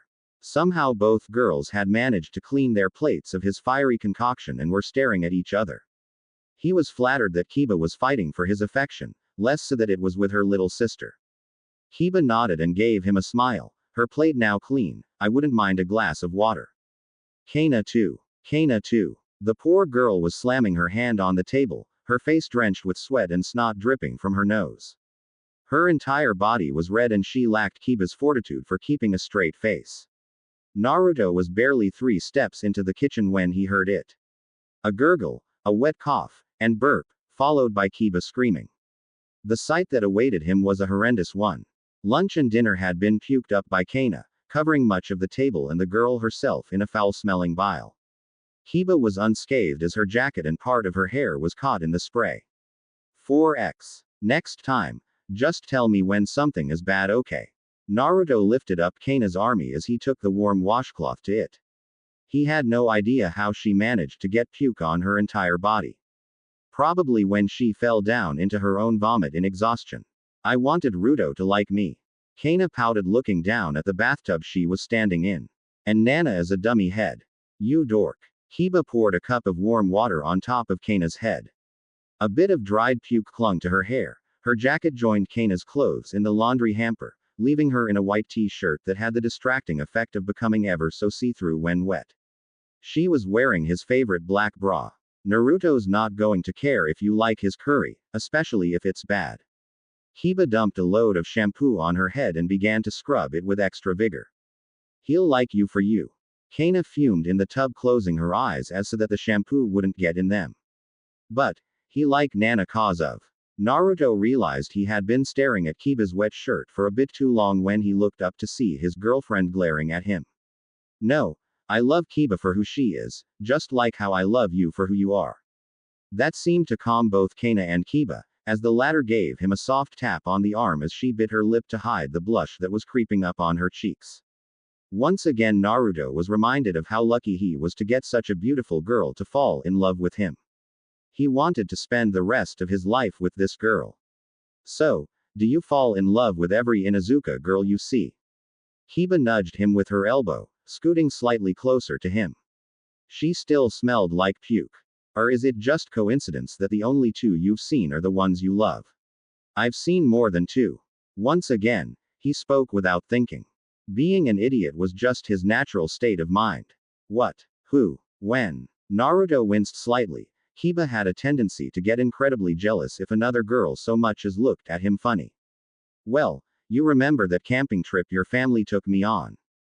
Kiba nodded. It hadn't been that long ago actually, the memories were still fresh in his mind. Well, it turns out that your mom sleeps in the. Right then, Kiba stood up, dusting her legs off. Naruto, take Kana to bed, and I'll take a shower. Naruto nodded, grabbing a dry towel from the countertop and picking Kana up. No. Kana thrashed against the towel, kicking at Naruto. Kana no want sleep. In her thrashing, Kana knocked out a small black box onto the ground. The world seemed to stop as the box bounced open, landing on the floor mat. A clear crystal blue gem shined in the dull bathroom light like somebody had stolen a piece of the sky and placed it on a ring. Even Kana seemed to stop moving. Naruto? Kiba asked, her eyes locked onto the gem. What is that? She saw the ring. What was he supposed to do when she saw the ring? Oh right. He practiced this. Placing Kana down, Naruto bent down onto one knee and picked up the box. Kabana Inuzuka, will you marry me? The words flowed out of his mouth like honey. Each syllable was so sweet and stuck to his tongue. Kiba looked at him, then the ring, then back to him. Breathlessly she reached out for the ring as though it might bite her. Touched the stone and shuddered slightly. Before she grabbed it. With a snort, she eyed the ring softly. Did you really just propose to me in my bathroom while I have baby puke in my hair? That didn't stop her from putting the ring on. Is that a no? Stupid, stupid, stupid. He just did it automatically. He panicked. It wasn't that he didn't want to marry Kiba. He very much did, that's why he carried the ring around with him. She placed the newly ringed finger on his nose and pressed it slightly. No, it's a try again later. She smiled at the ring. But I'll hold on to the ring until you find a good time to actually ask me to marry you, idiot. Kana want ring too. Kana pouted. She stomped over to Naruto and pulled on his sleeve roughly. She gave a short angry yawn and rubbed the growing sleep from her eyes. Take her to bed, Naruto. I'll meet you in the living room, and put something really bad on, Kiba instructed him with a smile. Naruto could only nod as he scooped Kana up, still really unsure what any of this even meant. Was Kiba his fiancé now? 4x. Kiba stared the ring for the 1000th time as she walked out to the living room. Naruto wanted to marry her. He had actually proposed. Had it been anywhere but in her bathroom, she would have jumped for joy, screaming yes 1000 times yes. But in true Naruto fashion, he had a habit of making her incredibly happy at the most random of times. Like the time he introduced her to the reanimated 4th Hokage as the love of his life. They were in the middle of a war. She saw his blonde head sitting on the couch, the title screen of Morphing Bots. The Last Ninja was on the TV and the smell of freshly made popcorn called her forward. An excellent choice in movies, considering neither one of them were going to be watching it. Her smile grew painful as she stared at him from around the side of a door. She was going to marry him. The thought made her happy all over again. It felt like the first time she said she liked. Like when he brought back her father. When he told her he loved her for the first time. Like when she realized that after everything he was still alive. There was no doubt in her mind, no part of her fighting against it, that she loved Naruto. She flicked the light off. Keep looking at the TV. She warned from behind him. With a casual toss, she removed her shirt so that only her bra covered her chest. Flannel pajama bottoms hung to her hips, it was their favorite kind of outfit. Comfortable and Naruto remained still as she approached him from behind, wrapping her arms around his neck. She placed a kiss on his jaw, just below the ear. Start the movie. With the background noise on, Kiba resumed her playful teasing of her fiancé-to-be. She kissed along his jawline until at last, she reached his lips. He spun towards her, deepening the kiss and pulling her over the couch and into his lap. He wasn't much taller than her, just an inch or so. But those few inches were all the difference as she felt the strength of his muscles pull her in tightly. They paused for just a moment so that Naruto's state of undress nearly matched hers. I love you, Kiba. Naruto's kiss mirrored the words like 1,000 poems attesting to his words. When they broke away from the kiss, Kiba could only smile into Naruto's eyes. They seemed so much like the gem on her ring, a perfect reminder of the man she fell in love with. She stroked his cheek and smiled at him. That's a good thing, Naruto, because like it or not, you're stuck with me.